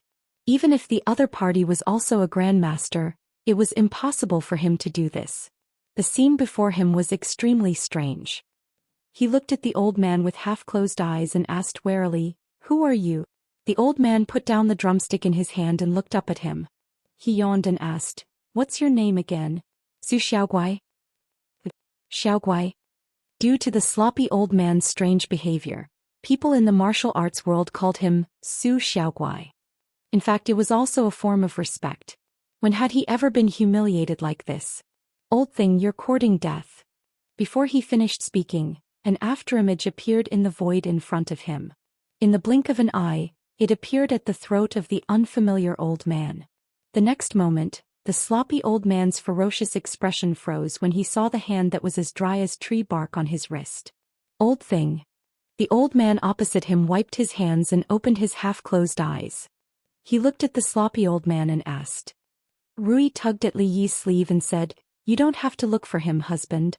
Second granduncle might have found a place to sleep. He'll come out when the martial arts competition officially starts. Why do you think second granduncle sleeps so much? Li Yi was very curious about this. Rui smiled and said, second granduncle's kung fu is like that. You don't have to be surprised. Li Yi was surprised. Could it be the sleeping fist? What is the sleeping fist? Rui looked at him and asked. That's not important. Li Yi shook his head and asked, what kind of kung fu needs to sleep for such a long time? I heard from Fong that second granduncle has slept like this for half of his life. It's called the turtle breathing technique, Rui explained. Second granduncle looks like he's sleeping, but he's actually practicing martial arts all the time. Li Yi felt that the name turtle breath skill sounded familiar until he recalled Oldman Chang's unlikable face. Finally, he found some information in his mind. The tortoise breathing technique could increase one's power in one's sleep, and it was even faster than other people's normal cultivation speed. A person who cultivated the tortoise breathing technique might not have any special moves, but as they grew older, the density of their inner force would be enough to scare people to death. More importantly, if one practiced this kung fu, he could really live like a tortoise and easily surpass the threshold of 100 years. Li Yi could understand this point. When a person slept, the body's metabolism would drop to an extremely low level. It should be the same principle in science fiction movies. If that was the case, it was very likely that he would not be able to outlive second granduncle. This was a little too hurtful. Li Yi shook his head. He had to get his hands on that turtle breath skill. When he got back he would find out all the ways to cook chicken. He would eat 3 different meals a day until second granduncle vomited. He had to learn the turtle breath skill. In a certain tent, the sloppy old man stood upright with his head lowered, his voice trembling. Senior, this junior was blind. Please forgive me. In a certain tent, the sloppy old man stood there with his head lowered, his voice trembling. The old man sitting at the table picked up the chicken drumstick and said, "Did you see the Taoist nun outside just now?" "Yes, I saw her." Thinking of the Taoist nun who made him feel danger, the sloppy old man immediately nodded. The old man asked lazily, "When she goes on stage later, you know what to do, right?" The sloppy old man looked troubled and said, "Senior, then Taoist nun's strength is not bad. She should also." Halfway through his words he saw that the horrifying senior's half-squinted eyes were about to open. The sloppy old man trembled and immediately said, "Senior, don't worry. I will tie up Taoist nun and bring her to your room tonight. I won't let you down." "What?" The old man looked up at him. The sloppy old man was stunned and asked tentatively, "Then senior, you mean?" At the entrance of the tent, the second great-uncle patted the sloppy old man's shoulder and said, "Little monster, as a guru expert you must have some backbone. You will be looked down upon by others like this." When the sloppy old man heard this he felt his blood boiling in his chest. Backbone. Just now, the martial arts that he had painstakingly practiced for a lifetime were almost crippled. What kind of backbone was he talking about?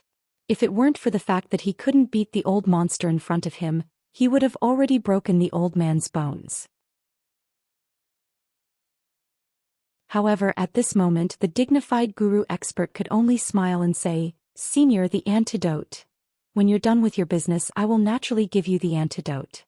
The old man said lightly and slowly left with his hands behind his back. He staggered and looked like he was about to die. However, only the sloppy old man knew that if the old man really treated him as someone who had one foot in the grave, even a guru would be in trouble. At this moment he even wondered if he had really reached the guru realm. The guru realm was already at the top of the martial arts world and it was difficult to find an opponent. Even if they were at the same level, it would be difficult to determine the winner unless it was a life-and-death battle. However, just now he had seen what it truly meant to be unstoppable. Although the martial arts that he mainly practiced were on the gentle path and he was not known for his vigorous inner force, he was still a grandmaster. Even if there was a gap between them, how far could the gap be? However, in that short moment of inner force competition, it was like a river meeting the ocean, collapsing at the first touch. It had to be said that after being in the martial arts world for decades, some of the ideas or beliefs in his heart had suddenly collapsed at that moment. He licked his lips and there was still a hint of sweetness. The thing that he had just been forced to eat did not taste like poison. However, the more colorless and tasteless it was, the more potent the poison was.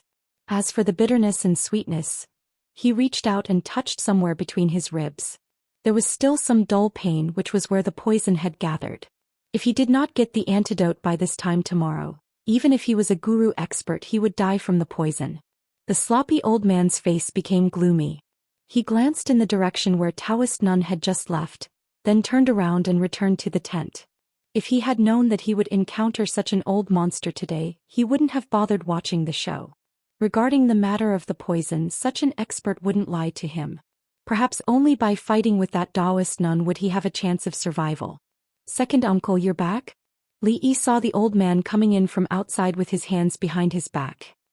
He pointed to the table in front of him and said, "There are 2 chicken legs here, still warm." Second uncle waved his hand and said, "Leave them. I'm going to sleep first. Don't call me if there's nothing important." Then he lay down on the simple bed in the tent. The next moment there was a sound of snoring. Li Yi felt strange that second uncle could resist the temptation of the chicken legs. He glanced over and thought that the quality of his sleep was really enviable.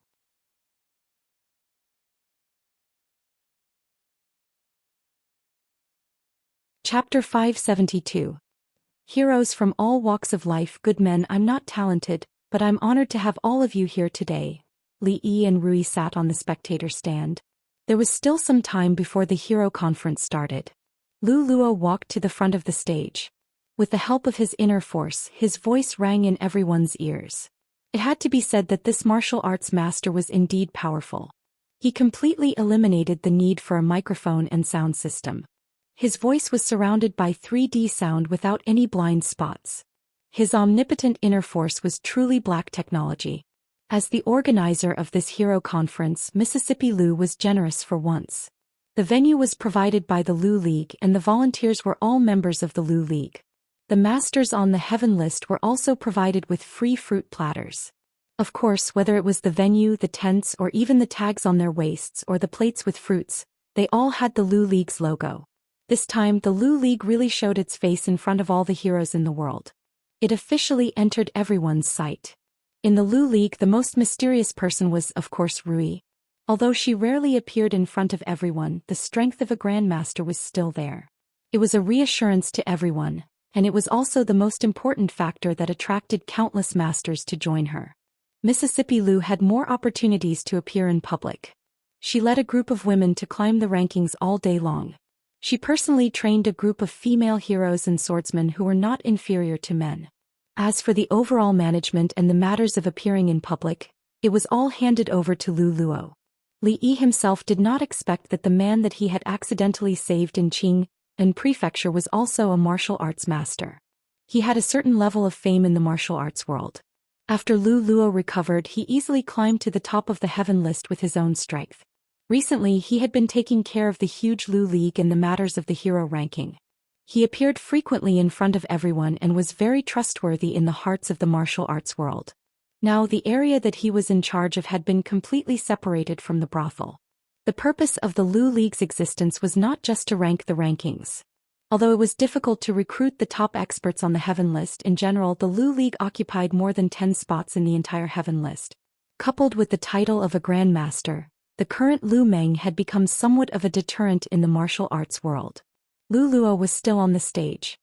He looked at the crowd with a smile and said, "Today, all the heroes of the world have gathered here. This is a rare event in the martial arts world for hundreds of years. Although the martial arts world is vast, it has been like a plate of loose sand for the past hundreds of years. It has been chaotic and difficult to unite. Today, at the request of the martial arts world, we are holding a heroes' assembly here to elect a leader of the martial arts world. Since it was a martial arts competition and not a fight to the death, friendship came first and competition came second. Naturally, they couldn't go all out right from the start. They had to at least do enough foreplay. The selection of the Alliance Master this time was not based on a whim to see who was the strongest. The people did not call him the Alliance Master for nothing. As the Alliance Master, he had to fight for the welfare of the entire world of martial artists. He had to uphold justice and get rid of evil. He had to be concerned about the lonely old swordsmen's retired lives. He had to attack the evil forces in the world of martial artists and lead everyone towards socialism. As soon as Lu Luo finished speaking, someone below immediately spoke up. "What else is there to choose? I think Master Liu is very suitable. Why don't you be the alliance leader? I think Senior Chen is the most qualified. In my opinion, the position of the Alliance Master should be chosen between the two heroines Lu. Don't you think so?" Everyone quiet. Seeing the commotion below, Lu Luo raised his hand and gestured for the crowd to calm down. He said, "Since you are the Alliance Master of the martial arts world, you naturally have to be able to convince the masses with your martial arts. Otherwise, this heroes' assembly will be meaningless. Today's competition is for everyone to learn from each other. Don't overdo it." Lu Luo walked down from the stage and said, "Time is almost up. I won't say anything else. On the heaven leaderboard, which hero is willing to be the first to come up?" "I'll do it." As soon as he finished speaking, a figure flew directly onto the stage and made a dull thud. A man with a huge saber on his back caught the long saber on his back and said with a smile, "Heaven leaderboard number 39, Yu Gang. Which hero is willing to fight me? I'm not talented. I'd like to seek advice from Brother Yu." A young man dressed in a green robe lightly tapped the ground with the tip of his foot and floated onto the stage. He held his sword with both hands and bowed to the man. "Excuse me." After the two of them greeted each other, the young man smiled and unsheathed his long sword. Suddenly, a shadow of a sword appeared in front of him. "Good move." The big man shouted loudly. He swung his heavy and huge saber, leaving afterimages. He moved forward with an unstoppable force as if he wanted to break the shadow of the sword with one strike. The cheers from below continued. Even though they had seen battles that were more thrilling and exciting than this one many times in the past few months, the significance of this one was extraordinary. The battle for the leader of the martial arts circle had not been seen in the Jianghu for hundreds of years. The battles today would definitely be remembered by the people. Such an expert is only ranked number 39. Li Yi was slightly stunned as he watched from below. He turned his head to look at Rui and then at Mississippi Lu. In his heart, his understanding of their abilities increased by a few levels. Lu Luo explained in a low voice, "The hero ranking now truly encompasses the entire martial arts world. It is far from what it was in Qingyan Prefecture." On the other side of the grandstand, the middle-aged Taoist nun stood with her hands behind her back. Behind her stood two men in purple, and beside her was a young man. They looked at the stage with disdain. Feeling the powerful auras coming from here, the middle-aged Taoist nun's eyes flashed with a strange light. She tilted her head slightly to look in a certain direction. The woman was talking to the young man beside her called Li Yi. After a moment she moved her gaze away, but the horsetail whisk in her hand slightly tightened. Suddenly, as if she felt something, she raised her head to look in a direction opposite her. There was a hubbub of voices there. Everyone was nervously watching the battle on the stage. After looking a few more times, they withdrew their gazes. At that moment, behind the hubbub of voices, the slovenly old man fiercely bit into the chicken drumstick in his hand. His expression was extremely gloomy. "Damn Taoist nun," he said hatefully as he threw away the chicken bone. For many people, this battle for the position of alliance leader was just a participation. After all, those at the bottom of the heaven list would not be able to emerge victorious against so many people. However, this arena was a chance for them. A chance to spar with experts of the same realm, a chance to make a name for themselves. All the people in the arena were famous masters in the martial arts world. There were people around to record the process of the battle. After the battle ended, such a battle would be spread out in the form of words, and their names would also be known by more people. In a battle between experts, the slightest mistake could lead to a huge loss.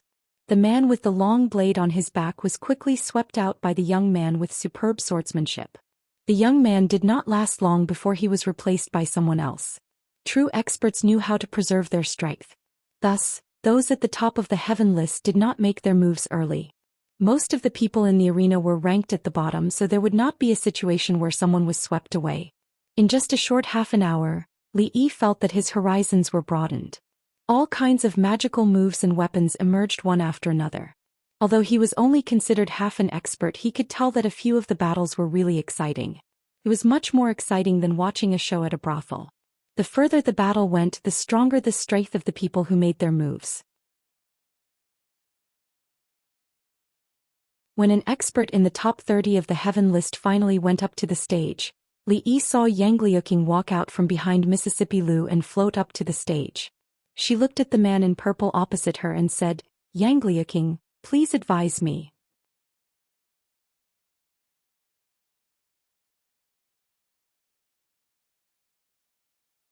Chapter 573. Miss Yang has progressed rapidly and is now ranked 27th on the heaven roll.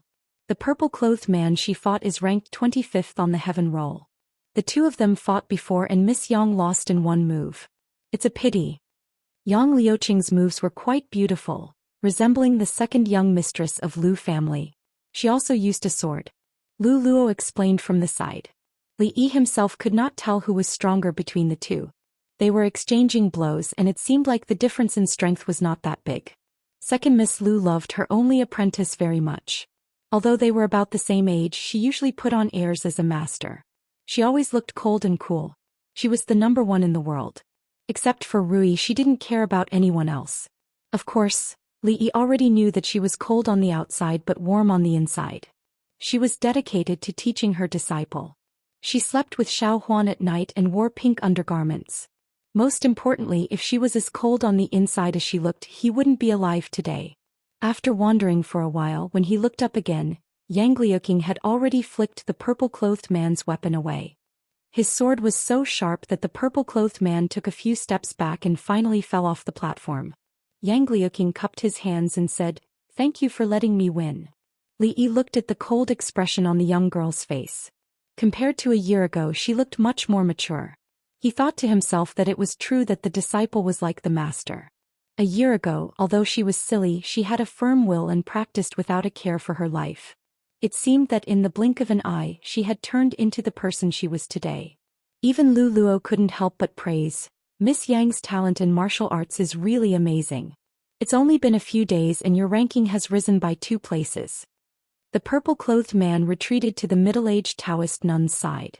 Li Yi saw the young man beside Daoist nun say a few words to her and went straight up the platform. He looked at Yang Liuqing and cupped his hands. I am Feng Yu. Please enlighten me, miss. Seeing that this young man was at most the same age as him, but he was actually able to enter the heaven roll, and from the looks of it he was even slightly higher up. Li Yi could not help but feel a blow in his heart. As if sensing his emotions, Rui squeezed his hand. Li Yi turned back to look at her, and the next moment he couldn't help laughing.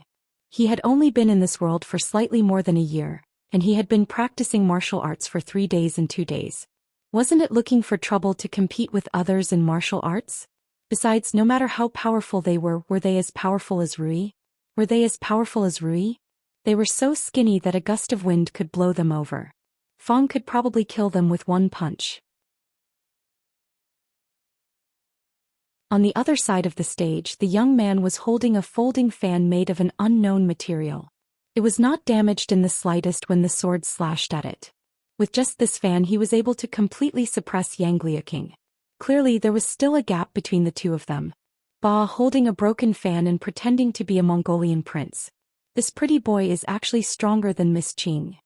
Someone in the audience curled his lips in disdain. It was obvious that he had already memorized the plot of the hero assembly in The Return of the Condor Heroes. As soon as he finished speaking, the young man's fan flew out of the stage. Yang Liuqing's sword was placed on the young man's neck, and after a moment he pulled it back and said, "Thank you for letting me win." Even when he got off the stage, the young man's face still had a look of disbelief. "Protector, that woman's martial arts are strange." The purple-clothed man who had just been defeated looked at the stage and said. A trace of annoyance appeared on the young man's face. He was extremely puzzled by the strange martial arts that she had suddenly used. He turned his head and asked the middle-aged Daoist nun, "And what kind of martial arts does that woman's martial arts actually belong to?" The middle-aged Daoist nun muttered to herself for a moment and said, "The martial arts that she has learned are heterogeneous. Just now, most of the martial arts that she used were from the Lu family. More than 20 years ago, Lu Qing relied on this to stand alone in Jianghu and consecutively defeated 2 famous grandmasters. He is publicly recognized as the #1 expert in the world of Jianghu. Although the martial arts that this woman used are also from the Lu family, her inner strength is too weak. Compared to Lu Qing, it is still far from being able to compare. As for the move that you used to lose just now, I couldn't see the technique. Who is Lu Qing?" The young man was stunned when he heard this. He could hear that when his aunt said this name, there was an indescribable fear in her voice. But why had he never heard of such an expert? When he disappeared from Jianghu, you weren't even born yet. The Daoist nun said. Her gaze shifted back to the stage and she didn't say anything else. On the other side, the sloppy old man looked at the young woman on the stage with a face full of suspicion. The Lu family? What is her relationship with Lu Qing? He looked at the stage again and his eyes immediately widened. Cloud-piercing sword. How does she know the move that old man Yang Wanli is famous for? Yang Liuqing, Yang Wanli. The sloppy old man muttered these 2 names. When he looked at the stage again, his gaze suddenly changed. Could it be that she is? Yang Liuqing came down from the stage and walked in front of Mississippi Lu. She lowered her head and said, "Master, I'm sorry. I lost." Li Yi waved his hand and said, "That's enough. You even defeated the 23rd on the heaven roll. It's not like you've never lost before. It's not like your master hasn't lost before. After the match, just watch from below." In the end, Yang Liuqing still lost in the 3rd round. The expert who entered the top 20 on the heaven roll easily defeated her. There was still a big gap between her and the true experts on the heaven roll. Mississippi Lu glanced at him but didn't say anything. There were many surprises in the subsequent matches. For example, an expert in the top 20 on the heaven roll was defeated by a newcomer who barely made it on the list. At this point, no one would hide their strength anymore. In every match, no matter how fast or slow it was, there would always be one person who was eliminated. When an expert in the top 10 swept away several experts, no one else went up to the stage easily. The people on the stage shouted twice, but no one went up to the stage. Mississippi Lu took a step forward but was pulled back by Li Yi. What's the hurry? Daoist nun hasn't gone up yet. It's too early to go up now. Li Yi looked around and asked, where's second granduncle? Did he oversleep? Should I get someone to wake him up? As soon as he finished speaking, he heard a soft sound. It was obviously the sound of someone landing on the stage. Li Yi turned his head and saw Daoist nun standing on the stage, holding a horsetail whisk in her hand. There was a moment of silence and then it immediately became noisy. I know her. When this Daoist nun was in Qing and Prefecture, she defeated an expert ranked 11th on the heaven roll with one move. Although the person ranked 11th back then can't be compared to now, it still shows that this Daoist nun definitely has terrifying strength. So what? Although Senior Feng is ranked 8th on the heaven roll, it's not difficult for him to defeat the person ranked 11th back then. Sai, you guys didn't see what happened that day with your own eyes. Anyway, Hero Feng is in danger this time. The man on the stage was not disturbed by the people below. He cupped his fists slightly and said, Feng Lang, please advise me. Make your move. Daoist nun had no intention of introducing herself and said calmly. The man named Feng Lang frowned slightly, but his expression quickly calmed down. He cupped his sword and said, thank you for letting me win. As soon as he finished speaking, the sword flashed. The middle-aged Daoist nun waved her hand and the horsetail whisk wrapped around the man's hand. In the next moment his sword flew out. In the next moment he was sent flying. Feng Lang landed below the stage and took a few steps back to dissipate the huge force. He raised his head abruptly and looked up with a solemn gaze. A grandmaster? A grandmaster! The crowd watching the battle below suddenly fell silent. They had originally thought that there was only one grandmaster on the heaven roll. If heroine Lu, who had never made a move, wanted to fight for the position of alliance leader, no one would be able to defeat her. But now, before she even made a move, another grandmaster had appeared. What was there left for them to play? Feng Lang, who was ranked 8th on the heaven roll, did not even have the strength to fight back. If this was not a grandmaster, what was it? One should know that when he had challenged Mississippi Lu, he had withstood 50 moves before being defeated. Next to the two men in purple, the young man looked around with a mocking expression. Mississippi Lu's expression was calm, but her fists were tightly clenched in her sleeves. As Rui slowly stood up, Li Yi held her hand. He stood up as well and turned to look at Rui. He said, Let second granduncle do it.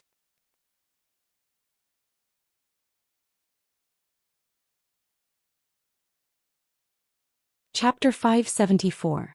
As soon as he finished speaking, he was hit on the head. Second great-uncle found a drumstick out of nowhere and sat on the seat that Lu Luo vacated. He shook his head and said, the chair at home is still more comfortable. Li Yi rubbed his head and pointed at the Daoist nun on the stage. The old woman waved her hand and said, young people should be patient and watch carefully. A grandmaster? Let me see just how powerful a grandmaster is. At this moment a strong voice came from below. A tall, thin man in his 40s jumped onto the stage and cupped his hands at Daoist nun. Lin Li. He's on the stage so early. If there's no grandmaster participating, he has a high chance of winning the position of alliance leader. I don't know if this Daoist nun is a grandmaster. If she's really at that level, even Hero Lin has no chance of winning. The gap between a top-notch expert and a grandmaster seems to be only a thin line, but in fact, it's a whole different world. It's even bigger than the gap between the 5 masters and the first-rate experts as described in the Legend of Condor Shooting. Listening to the discussions around him, Li Yi turned to look at Lu Luo. Before he could speak, Lu Luo explained, the person on the stage is called Lin Li. He's the most powerful dark horse in the past few months. In more than 10 matches he hasn't lost a single one except by the hands of second Mississippi. He's currently ranked 3rd on the heaven list. Li Yi looked at the stage. If he was ranked 3rd on the heaven list, he shouldn't be too far away from Mississippi Lu. If he was still defeated by this Daoist nun, Even if Mississippi Lou went on the stage, it wouldn't make much of a difference. Excuse me. After all, the scene just now was a little shocking. Lin Li naturally wouldn't underestimate her. After cupping his hands in greeting, he suddenly stomped his feet and dashed toward the opposite side. Taoist Nun's expression didn't change. She looked at the rapidly approaching figure, not even the slightest change in her eyes. However, when he was about to get close, the horsetail whisk in his hand finally moved. At this moment there was not the slightest noise below the stage. Everyone held their breaths in rapt attention, fearing that they would miss a single detail. They did not even blink. Lin Li, who was ranked third on the heaven leaderboard, made every move that he made was extremely fierce and full of killing intent. On the other hand, Taoist Nun looked like she was taking a leisurely stroll in the park. She would occasionally wave the horsetail whisk in her hand and easily dissolve his killer moves. At this point, everyone didn't doubt her cultivation realm in the slightest. Li Yi easily caught the hint of annoyance on Mississippi Lou's face. It made sense. They were both women, but this Daoist nun was too much of a blow. However, Mississippi Lou was young after all. When she reached the age of Taoist nun, she might not be able to beat her, but she would definitely be prettier than her. A bunch of idiots. The young man beside the two purple-clothed men curled his lips and muttered disdainfully. The holy religion was determined to win the position of the leader of the Wulin alliance. And had been planning for at least half a year, so how could she let others interfere? The crowd cried out in surprise at the next moment. The man named Lin Li drew an arc in the air, his body tumbling a few times before he landed steadily on the ground. A hint of admiration appeared on his face. He cupped his hands and said, "Thank you for showing mercy, Senior." Taoist Nun glanced at him, put away her horsetail whisk and said calmly, "Who else?" There was silence below the stage. Even Lin Li, who was ranked third on the heaven leaderboard, had been defeated so thoroughly. Who else would dare to go up? In today's arena, perhaps only Heroine Lu, who was also a grandmaster, had the right to stand on the same stage as her. However, Heroine Lu had a calm personality and was not interested in the matters of the Wulin alliance. She did not seem to have any intention of going up on stage today. At this moment, when everyone looked at Taoist Nun on the stage again, their gazes immediately changed. Being unperturbed and calm, this was the demeanor of a grandmaster. At this moment, a man in purple walked to the front and said, "If no one goes up on stage, the leader of the Wulin alliance." Rui stood up from her seat. Second great-uncle threw away the chicken bone in his hand and said with a smile, "There's no hurry. Unfortunately, I also want to fight for the position of the Wulin alliance." An old voice rang in everyone's ears, and in the next moment, another figure appeared on the stage. Many people rubbed their eyes, feeling very confused. When did this old man go up there? Monster Su. Luluo was still curious about where the biggest unstable factor had gone. At this moment he finally understood that he was here today to fight for the position of the Wulin alliance. Two grandmasters. In this case there would be a lot of fun today. Li Yi looked back at second great-uncle and asked uncertainly, "One of us?" The old man waved his hand. Spicy chicken, boiled chicken, beggar's chicken, cola chicken, salt-baked chicken, saliva chicken, yellow braised chicken and virgin chicken. It's a different dish every day. If you can't make it, watch your ass. Virgin chicken was nothing. If he could win over this Taoist nun, he could even ask the cook to make virgin eggs for him every day. Li Yi turned his head ready to watch the show. On the stage, the sloppy old man threw a plate over to prove his identity. Many people saw the number 18 written on the plate. Isn't it Pang Hui who ranked 18th on the heaven list? Where did this old man come from? Could it be that this old man defeated Pang Hui and replaced him? But even if he's ranked 18th on the heaven list, he's no match for that senior. He knows that he's the senior, but he still wants to fight. Is this old man crazy? The sloppy old man ignored the voices below the stage. After glancing in a certain direction, he immediately withdrew his gaze. When he looked at Taoist Nun, his eyes became fierce. Looking at the sloppy old man opposite her, the indifference on the middle-aged Taoist Nun's face finally disappeared. "Please." She waved her horsetail whisk. Her expression was much more serious than before. As soon as he finished speaking, the old man's figure disappeared from where he stood. The middle-aged Taoist Nun raised her palm, and a fist appeared in her palm. Both of them took a few steps back at the same time. The old man licked his lips and a ruthless expression appeared on his face. His figure shook again and several afterimages appeared in the field. This old man, why doesn't he even have a weapon? The voice below the stage stopped abruptly and the atmosphere became quiet again. With their eyesight, most of them could no longer see the two figures on the stage clearly. It was different from what they had imagined. The reckless old man did not lose immediately, and the Grandmaster Senior was not as calm as before. Only a Grandmaster could fight a Grandmaster to this extent. Two Grandmasters. Everyone immediately sat up straight. To be able to see a Grandmaster in action was already a blessing of 3 lifetimes. Two Grandmaster experts fighting for the master of the martial arts world on the same stage. Who among them had seen this before? If word of what happened today were to spread, those who did not participate in the heroes' meet would probably be filled with regret. The people below the stage did not even blink. Even though they could not see the process of the two's fight clearly most of the time, they could still tell others about it in the future. They could pat their chests and describe the battle between Grandmasters that they had seen. It was truly exquisite and peerless. As expected of Grandmaster experts. The two of them waved their hands, which contained the heavenly Tao, and fought until the heavens and earth lost their color and the sun and moon lost their light. On the stage, the middle-aged Taoist nun forced the sloppy old man back again. Her expression was calm, but her hands, which were hidden in her sleeves, were trembling slightly. She glanced at the ferocious-looking old man, feeling shocked and doubtful. The Grandmaster opposite her was obviously the same as her. He cultivated in martial arts and it was difficult for him to win with his inner force. Moreover, he was old and his strength was waning. At the same level, he should have more of an advantage in experience.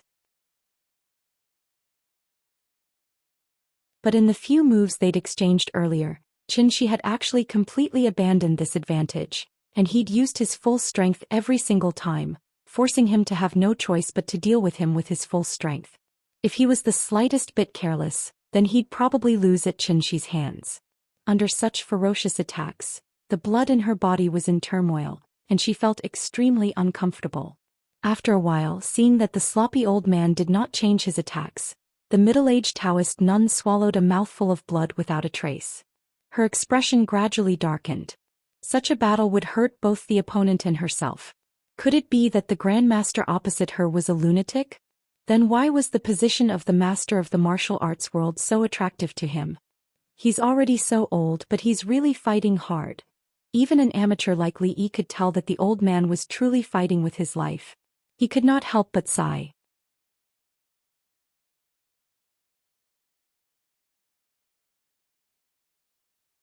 Chapter 575. So this is a battle between Grandmasters? As the crowd watched, doubts began to surface in their minds. The fight between two Grandmasters did not seem to be as exciting as they had imagined. Apart from being faster and having a more violent fighting style, the moves were not that extraordinary. They were even far inferior to those on the heaven list. Just as the crowd was feeling puzzled, someone suddenly said, return to simplicity, I understand now. This is a Grandmaster. The people who heard this were stunned. After a while, when they looked at the stage again, they could not help but be in awe. Returning to simplicity was a description of a Grandmaster in the martial arts world. However, because Grandmasters were hard to find, many people did not know what they meant. At this moment, with someone's reminder, it was as if they had been enlightened and had a sudden realization. Abandoning all fancy moves, fists were fists, palms were palms. It seemed ordinary, but it was already the ultimate realm of returning to simplicity. This was a Grandmaster, a true Grandmaster. When the middle-aged Taoist nun took a few steps back again, a trace of blood seeped from the corner of her mouth. Her lips moved slightly, and within a very small range, a voice could be heard. If this goes on, both sides will suffer. If you give up the position of alliance leader, I will reward you handsomely. The old man's body froze. The next moment, the middle-aged Taoist nun saw another fist enlarging in front of her eyes. If you don't want to fight, then admit defeat. Stop talking nonsense. The unkempt old man snorted coldly, but his moves were even fiercer and more violent. The middle-aged Taoist nun saw that he seemed to have gone crazy, but she did not know that he was secretly complaining. If it was not necessary, who would be willing to fight a grandmaster to the death? In this battle he could not back down at all. If he did, he would die. Even if the old monster spared him that poison, grandmasters were still human, and they would die if they were poisoned. Daoist nun finally knew that there was no room for negotiation. However, she knew better than anyone how big the martial arts world was, and how important the title of alliance leader was. With such power and the holy religion, the things she wanted to do would be shortened by many years. For this he had endured for decades. How could he give up at the critical moment? She glanced at the sloppy old man and suddenly flicked her sleeves. The horsetail whisk flew out from her hand and sank a few inches into the surrounding pillars. Her clothes fluttered without any wind, as if there was an extremely terrifying aura brewing within her body. Everyone below the stage held their breaths. Those who were slightly weaker under this aura all turned pale. When the sloppy old man saw this, his face turned serious. A rare look of seriousness appeared on his face. He clenched his fist and the muscles on one of his arms bulged, causing his sleeves to burst open. At a certain moment he suddenly took a step to the side and punched the void to the side. With a rumbling sound, wood splinters flew under his feet. The entire arena shook a few times and tilted slightly to one side. Daoist nun's figure gradually dissipated on the spot and appeared in front of the old man. When everyone's eyes caught this scene, her next palm was already aimed at the old man's chest. Many people in the arena were dumbfounded as they watched the arena tilt to one side. Li Yi was also shocked by the scene in front of him. "Damn it, are they sure they're not filming a TV series?" Rui said softly. "That old man is old and weak after all. They're both gurus, but his strength is slightly inferior to Daoist nuns." Li Yi tilted his head and looked at second great-uncle. Old and weak did not seem to be appropriate to describe an old man like him. At this moment, most of the people were able to tell that the old man was at a disadvantage in the end. Faced with the palm that was aimed at his chest, a trace of ruthlessness appeared on the old man's face. He did not dodge at all and punched at Daoist nun's face. "He doesn't want to live." The expression of the young man next to the purple-robed man changed. This old man's move was clearly a suicidal move. Bang! After a muffled sound, the old man coughed up a mouthful of blood and retreated a few steps. His face instantly turned pale. As for the Daoist nun, although she had injured him, she was also forced back by the punch. Her body arced through the air as she flew backward and landed solidly on the stage. According to the rules of the battle, landing outside the arena was considered a loss. The middle-aged Daoist nun took a deep look at the stage before turning around and leaving. She was willing to risk her life to force herself to step down from the stage. The two purple-robed men and the young man also looked at the arena. The expressions on their faces froze, followed by a strong sense of disbelief. Not long after, they glared fiercely at the old man in the arena and chased after Daoist nun. The expressions of everyone in the arena were a little complicated. If it was a real fight to the death, the old man in the arena would probably be dead. After all, although Daoist nun had been forced back, she was not injured. If they were to fight again, the result would definitely be different. However, this was an arena battle. There were rules that could not be changed. Landing outside the arena was considered a loss. In this way, Daoist nun had lost. The old man seemed to be seriously injured. He stood on the arena, his body swaying slightly. He looked fiercely at the audience and said, "Who else wants to come up?" The audience was silent. An injured grandmaster was still a grandmaster. He was still not someone ordinary people could defeat. However, the temptation of being the chief of the martial arts world was not small. After a moment of silence, someone jumped onto the arena and said, "I'm Chu Feng, ranked 7th on the heaven roll. I'm willing to exchange pointers with the senior." Bang! As soon as he finished speaking, Chu Feng's body flew backward and spat out a few mouthfuls of blood. After landing on the ground, he was motionless. It was unknown whether he was dead or alive. The old man stood on the arena and looked down. He laughed and said, "Who else?" Another person below gritted his teeth and said, "I never thought I would have the chance to fight with a grandmaster in this life. Heaven roll number 5, please enlighten me." The heaven roll number 5 lay where the heaven roll number 7 was. He struggled a few times but eventually stopped moving. Blood flowed from the corner of the old man's mouth. He laughed and said, "Who else?" Heaven roll number 4, please enlighten me. Looking at the heaven roll number 4, the audience sighed in their hearts. A grandmaster was a grandmaster after all.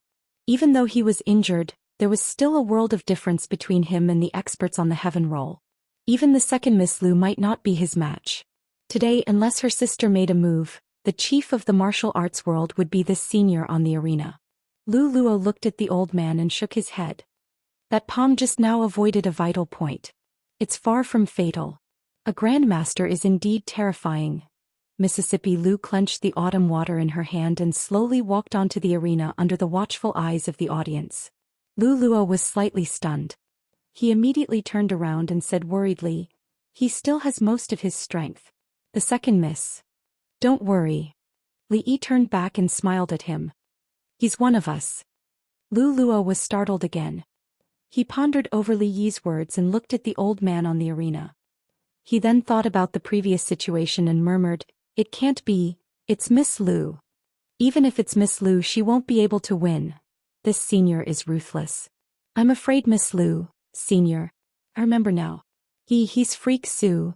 Mississippi Lu was obviously very popular in the martial arts world. As soon as she walked onto the arena, there was an uproar from below. The sloppy old man on the arena let out a long sigh of relief when he saw her walking onto the arena. I'm done. He dusted his butt and jumped off the arena. He walked out of the arena and soon disappeared from everyone's sight.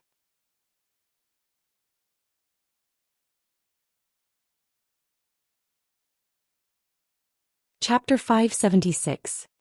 He's admitting defeat just like that? The sloppy old man patted his butt and left, not taking a single cloud with him. Countless people looked at each other in dismay, not knowing what exactly was going on. If Su had not interfered, the Daoist nun would have been the alliance master of the Wuling today. However, he had eliminated Daoist nun at the risk of being injured, and he had also defeated the top few experts on the heaven leaderboard. It seemed that he would not stop until he had obtained the position of alliance master. As long as he defeated second Miss Lu, the position of alliance master of the Wuling would be in his hands. How could he admit defeat and leave at this time? This was basically giving away the position of alliance master. It was said that Su Guai was eccentric and did things differently from ordinary people. It seemed that the rumors were true. Heroine Lu. Just as everyone was wondering and exclaiming, a sudden shout came from below the stage. Alliance Master Lu. Soon it became two shouts. Heroine Lu, Alliance Master of the Wuling. Alliance Master Lu. Alliance Master Lu. It was only then that everyone came to their senses. No matter what, since Su blamed them for leaving according to the rules, it was counted as his loss. There were still a few experts on the heaven leaderboard who had not entered the stage, but they were ranked in the middle. They were not even qualified to compete with second Miss Lu. Who else could it be other than her? If the two grandmasters did not appear today, there was a 90% chance that the alliance master would be Lu. Even if Su Guai defeated second Miss Lu, he would definitely not be a match for another grandmaster at his peak. She was the second on the heaven leaderboard, had a sister in the grandmaster realm, and was the leader of the Lu alliance. Although she was only a woman, most people were convinced that she had become the alliance master of the Wuling. Alliance Master Lu. Alliance Master Lu. As the voices spread, more and more people began to shout. Who's the one who arranged this? The voices around them were getting louder and louder. Li Yi was stunned when he saw Lu Luo whisper something into someone's ear and walk over. How did second great uncle make that old man work so hard? It was still noisy outside. Li Yi sat in the spacious tent, passed the peeled apple to Ru Yi and asked in confusion. As a grandmaster, he didn't hesitate to get injured to clear the path for Mississippi Lu. What was he after? As expected, the thoughts of the elderly could not be speculated with common sense. Rui smiled and cut a piece of apple for Li Yi, saying, second granduncle should have his own way. Old monster. Old senior. In another tent, the sloppy old man's face was pale. He stood in front of second great uncle and said in a trembling voice, Senior, I've done what you asked me to do. The antidote. What's the hurry? The old man said lazily. Do you think I'll lie to you? The sloppy old man smiled embarrassedly and said, Senior's martial arts are unparalleled. Naturally you won't lie to me. Second great-uncle glanced at him and took out a milky white square object the size of a fingernail. He threw it over and said, "Eat it." The sloppy old man quickly caught it. When he saw what was in his hand, he couldn't help but be stunned. No matter how he looked at it, the thing in his hand was the poison he had just eaten. "Senior, this." The sloppy old man looked at him and said in disbelief, This is what I just ate. Just eat it. Don't talk so much nonsense." Second great-uncle glanced at him and said, "Have you heard of fighting poison with poison?" The sloppy old man stood where he was and looked uncertain for a long time. If he didn't eat it, he would definitely not live past this time tomorrow. If he ate it, it was clearly the poison he had just eaten. If he ate it, he might not even live through the night. Finally, he gritted his teeth and put it in his mouth. Because he didn't have a second choice. He couldn't beat this old monster. If the old monster wanted to kill him, there was no need to go through so much trouble. He could only do as he said. Second great-uncle glanced at him and asked, "How is it?" "Sweet." The sloppy old man nodded. He didn't know where this poison was extracted from, but it was actually so sweet and had a faint milky fragrance. Disregarding the toxicity just from the taste alone, it was the first time he had tasted such a sweet poison in his dozens of years of life. "Brat, you put less sugar this time. Otherwise it could be sweeter." Second great-uncle took out another one and put it in his mouth with a satisfied expression on his face. Seeing this, the sloppy old man was stunned. "Say, senior. Who are you?" Second great-uncle looked at him with dissatisfaction and said, "You've eaten the candy. Why don't you leave and wait for me to send you off?" The sloppy old man asked in disbelief, "It's not poison? This old man has nothing better to do after eating. Why would he carry poison with him?" Second great-uncle looked up at him as if he was looking at a mentally retarded person. The sloppy old man pointed to his waist and said, "Then why here?" Second great-uncle stretched out 2 fingers and poked another part of his waist and asked, "Does it hurt?" The sloppy old man gasped. "It hurts. It hurts when you poke me too." Second great-uncle waved his hand and said, Go. I won't keep you for dinner." The sloppy old man walked outside in a daze. Today's encounter was really full of twists and turns. He thought he was poisoned, and in order to get the antidote he risked his life to win against the Daoist nun. The injury he suffered this time would probably take more than half a year to completely recover. In the end, he found out that he had only eaten a piece of candy. At this time, the feelings in his heart couldn't be described in words. When he walked to the door, he seemed to think of something. He suddenly turned around and asked tentatively, "Senior, may I ask, what realm are you in now?" He originally thought that the Supreme Master was the end of martial arts. Until today he realized that there was always someone better than him. He was just a frog at the bottom of a well. The realm of this old monster was definitely a level that he had never heard of. As a warrior, he had been pursuing the end of martial arts all his life. Although he was depressed today, didn't it also open the door to a new world for him and let him see an unprecedented light? Void breaking. Have you heard of it? Second great-uncle glanced at him and said lightly. The sloppy old man's expression changed greatly. He blurted out, "What? Void breaking is real." Void breaking was to break the void with one's martial arts strength and go to another realm. In recent days, there were such descriptions in some novel martial arts novels. And there were even related theories in the martial arts world. As a supreme master, he naturally didn't care about this. This kind of saying was too mysterious. If human beings could have such power, what was the difference between them and immortals?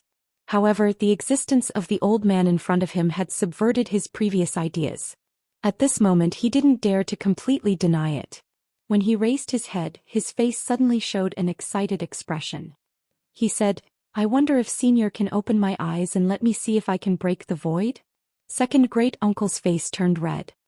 He glared at the sloppy old man and said, "Get out of here." In the courtyard, the eyes of Xiao Huan and several maids in the mansion sparkled with admiration. Li Yi was vividly telling them about the martial arts circle convention today and how Second Miss defeated a supreme master and won the position of the chief of the martial arts world. In the room, Mississippi Lu's pretty face was a little blank. She looked at Rui and asked, "What should I do next?" Rui looked outside the door. After a moment she withdrew her gaze and said, "The title of the chief of the martial arts world can't convince everyone. We should improve the strength of the Lu Alliance as soon as possible, expand the influence and appeal of the Lu Alliance, and gather the power of the martial arts world. We have a lot of enemies. It's better to be prepared just in case. The Qin family is not enough. We've provoked so many powerful enemies. Not long after, Mississippi Lu walked out of the room and glanced at Li Yi with dissatisfaction. Seeing her appear, Xiao Huan and several chattering figures instantly surrounded her.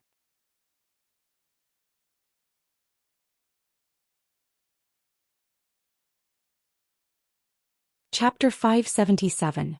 Although the Jing state also had foreign enemies, the degree of danger was far less than the situation of the southern Song dynasty described in The Return of the Condor Heroes. Whether it was the common people or Jianghu, the awareness of the nation's worries was much weaker. Hence, there was no need for them to imitate novels and discuss how they should be loyal to their country and force back powerful enemies. Instead, sparring with each other and electing a master of martial arts was the most important thing. The second thing was to use this event, which had not been seen in decades in the world of martial artists, to make friends with heroes from all walks of life, gain knowledge and see the world. However, after the competition for the leader of the martial arts world in the next few days, everyone's mood was even higher. Although Leader Lu was a woman, she was as forthright as a man. She held the hero banquet for 3 consecutive days. There was wine and food, and heroes from all walks of life ate and drank for free. In these few days, everyone competed with each other. When their hands were itchy, they would compete on the stage. More than half of the martial arts world's top experts gathered together. It was a grand and rare sight. Among them, there were countless people who expressed their intention to join the Lu Alliance. There was no other reason than that any member of the Lu Alliance could earn points by completing missions. These points could be directly exchanged for silver, or they could be used to exchange for weapons forged by famous blacksmiths. They could even be used to ask for pointers from masters on the sky roll. If their points reached a certain level, it was even possible to ask a grandmaster to teach them martial arts. Of course, to exchange for points, it was not necessary to join the Lu Alliance. Other than the internal missions, the Martial Arts World Union also released some other missions. The difficulty was relatively lower and the points were lower.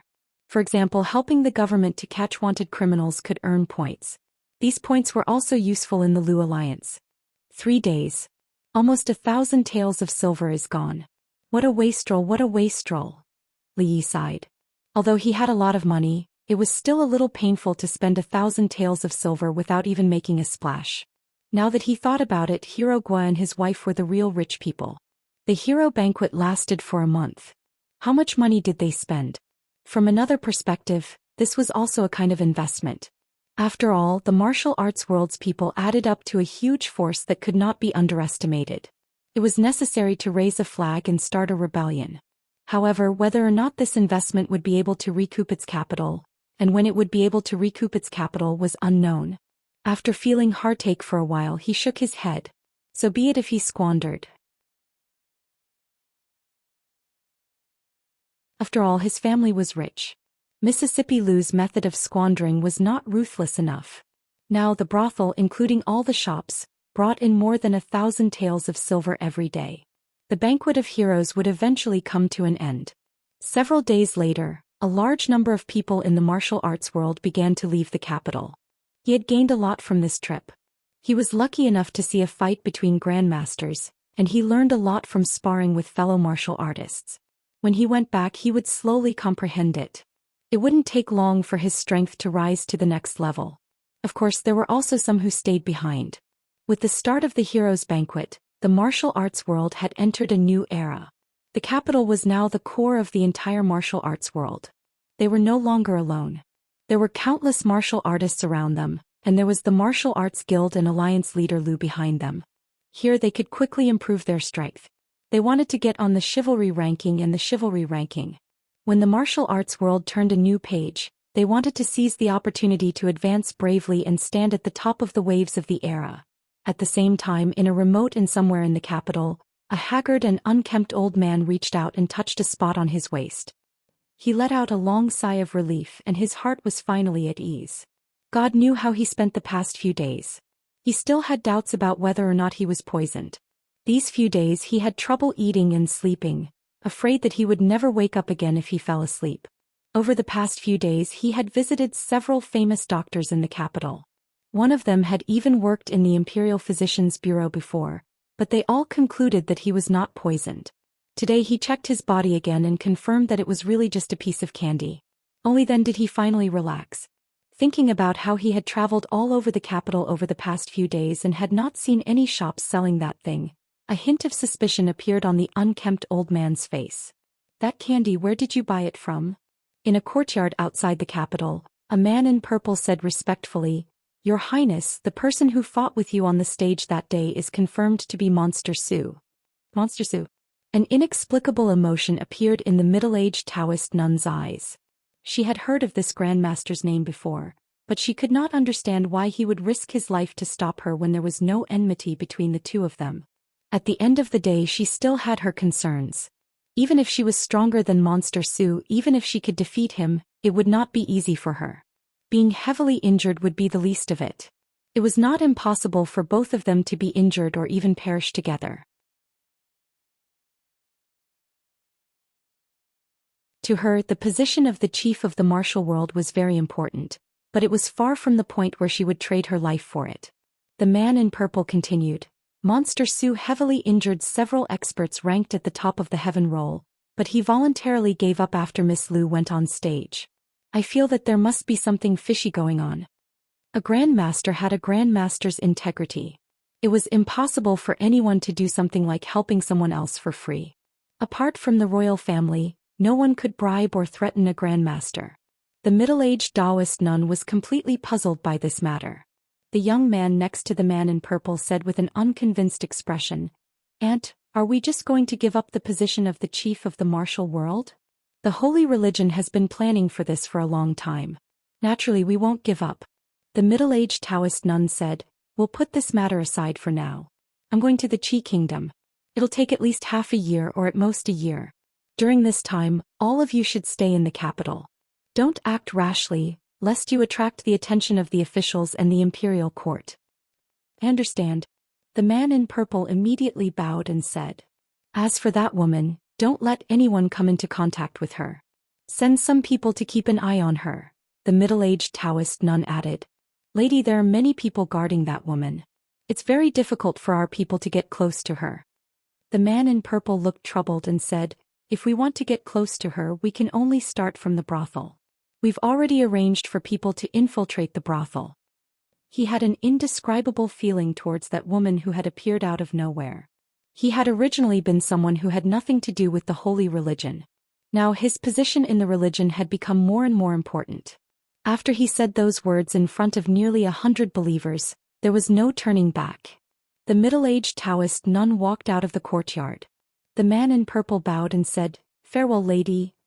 Hero Assembly? Emperor Jing held a report from the intelligence office in his hand. He frowned and said, What's going on? Changde, who was beside him, said, Your Majesty, this is a grand meeting held by the people of the martial world. It's just outside the capital. Heroes from all walks of life are invited to learn from each other and compete on the same stage to choose a chief of the martial world to lead the heroes. Emperor Jing frowned again. The so-called Hero Assembly, in the eyes of the imperial court or the emperor, was equivalent to an illegal assembly. For this kind of thing, whether it was the local officials or the imperial court, they all attached great importance to it. This was because it was also a necessary step to gather the rebels and raise flags to rebel.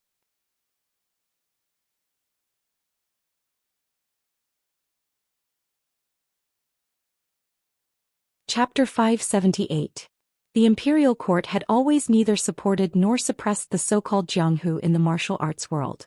No one could deny the existence of the martial arts world. However, although it existed in the Jing kingdom, it was not something that he, as the emperor, could control. This was something that no king wished to see happen. Did they commit crimes and disturb the public security near the capital? Emperor Jing put the booklet aside and asked.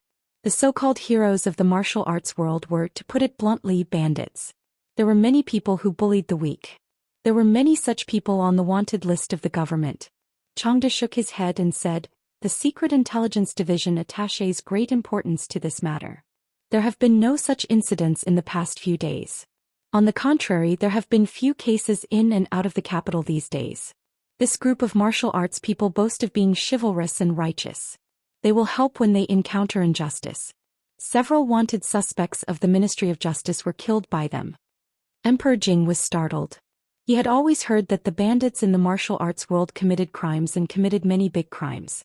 When did they become so kind that they would help the government? Changde explained, there is a chivalry list in the martial arts world. If these people want to be on the list, they have to do more chivalrous things. The local government has a tacit attitude towards this kind of thing. They will even take the initiative to cooperate with them. The public security of some states and counties is indeed much better. Chivalry list? Emperor Jing nodded slightly and said after a moment, the martial arts world is also a great force. If it can be used by the imperial court, it will be of great help. Changde showed a bitter smile and said, Your Majesty, the martial arts world will never be used by the imperial court. Most of them are arrogant and obsessed with martial arts. They are extremely resistant to the government and the imperial court. They will not work for the imperial court directly. Moreover, after the Heroes' Assembly, those people have dispersed. It is not so easy to gather them again. If they can continue to be like this, it is also a good thing. Emperor Jing pondered for a moment and asked, Is it possible to recruit the leader of the martial arts world? Changde smiled and shook his head as he recalled the information the intelligence division had gathered. With 2 grandmasters participating, it was strange that the position of alliance leader had ended up in the hands of that little girl. Just as he was about to speak, he raised his head and saw Emperor Jing clutching his chest. His breathing was rapid and his expression changed. In a flash, he appeared beside him and hurriedly said, Your Majesty, Your Majesty. 2 eunuchs hurriedly ran out of the hall.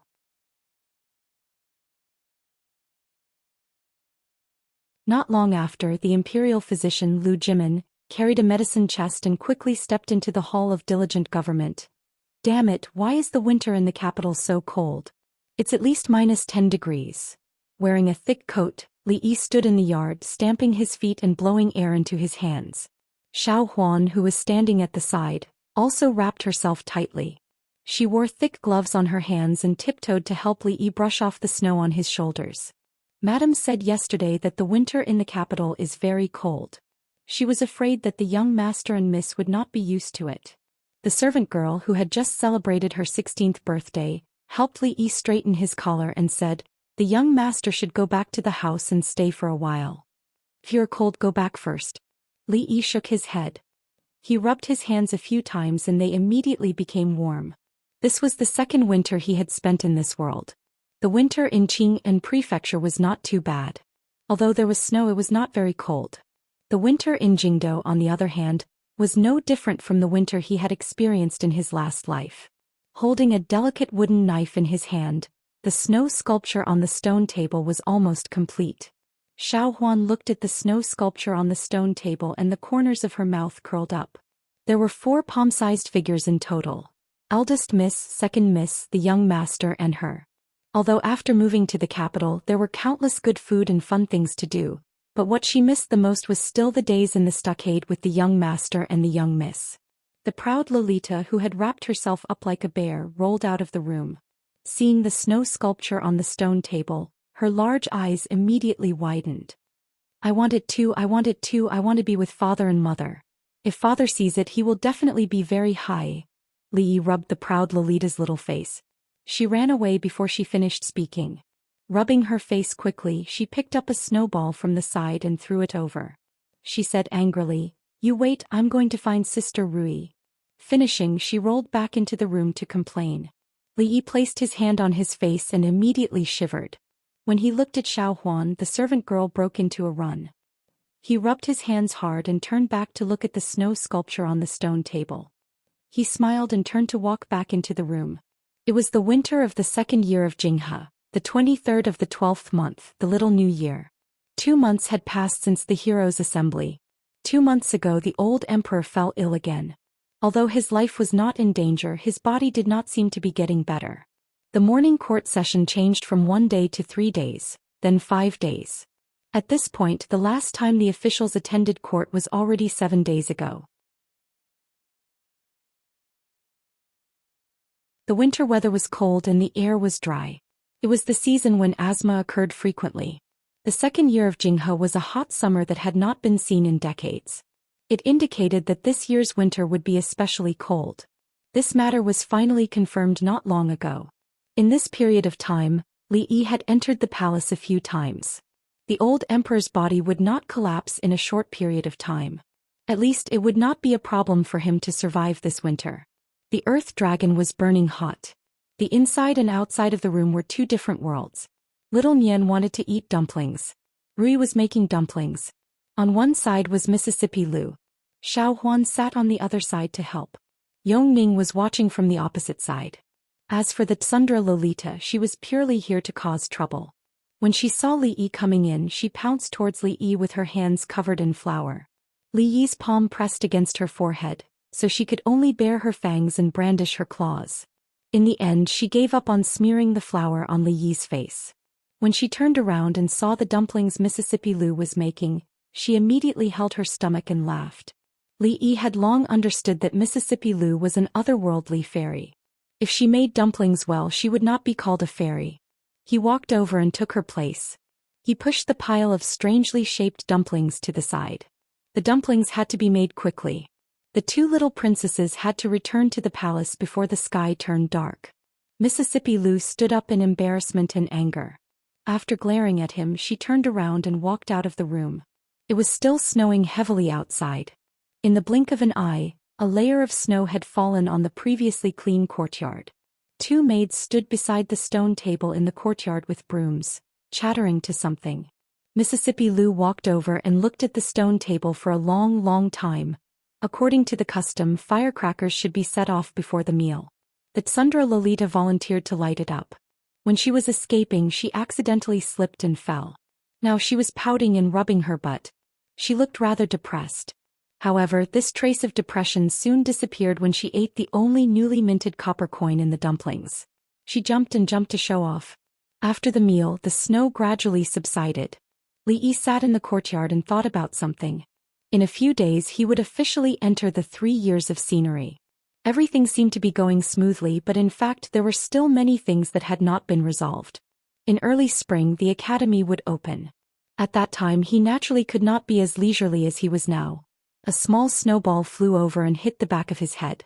The cold snowflakes poured into his neck and immediately woke him up. The arrogant laughter of the Tsundra Lolita came from behind him. When Li Yi turned around and walked over, the laughter turned into a scream. You're tuning in to the Zhou Xian's Legacy YouTube channel.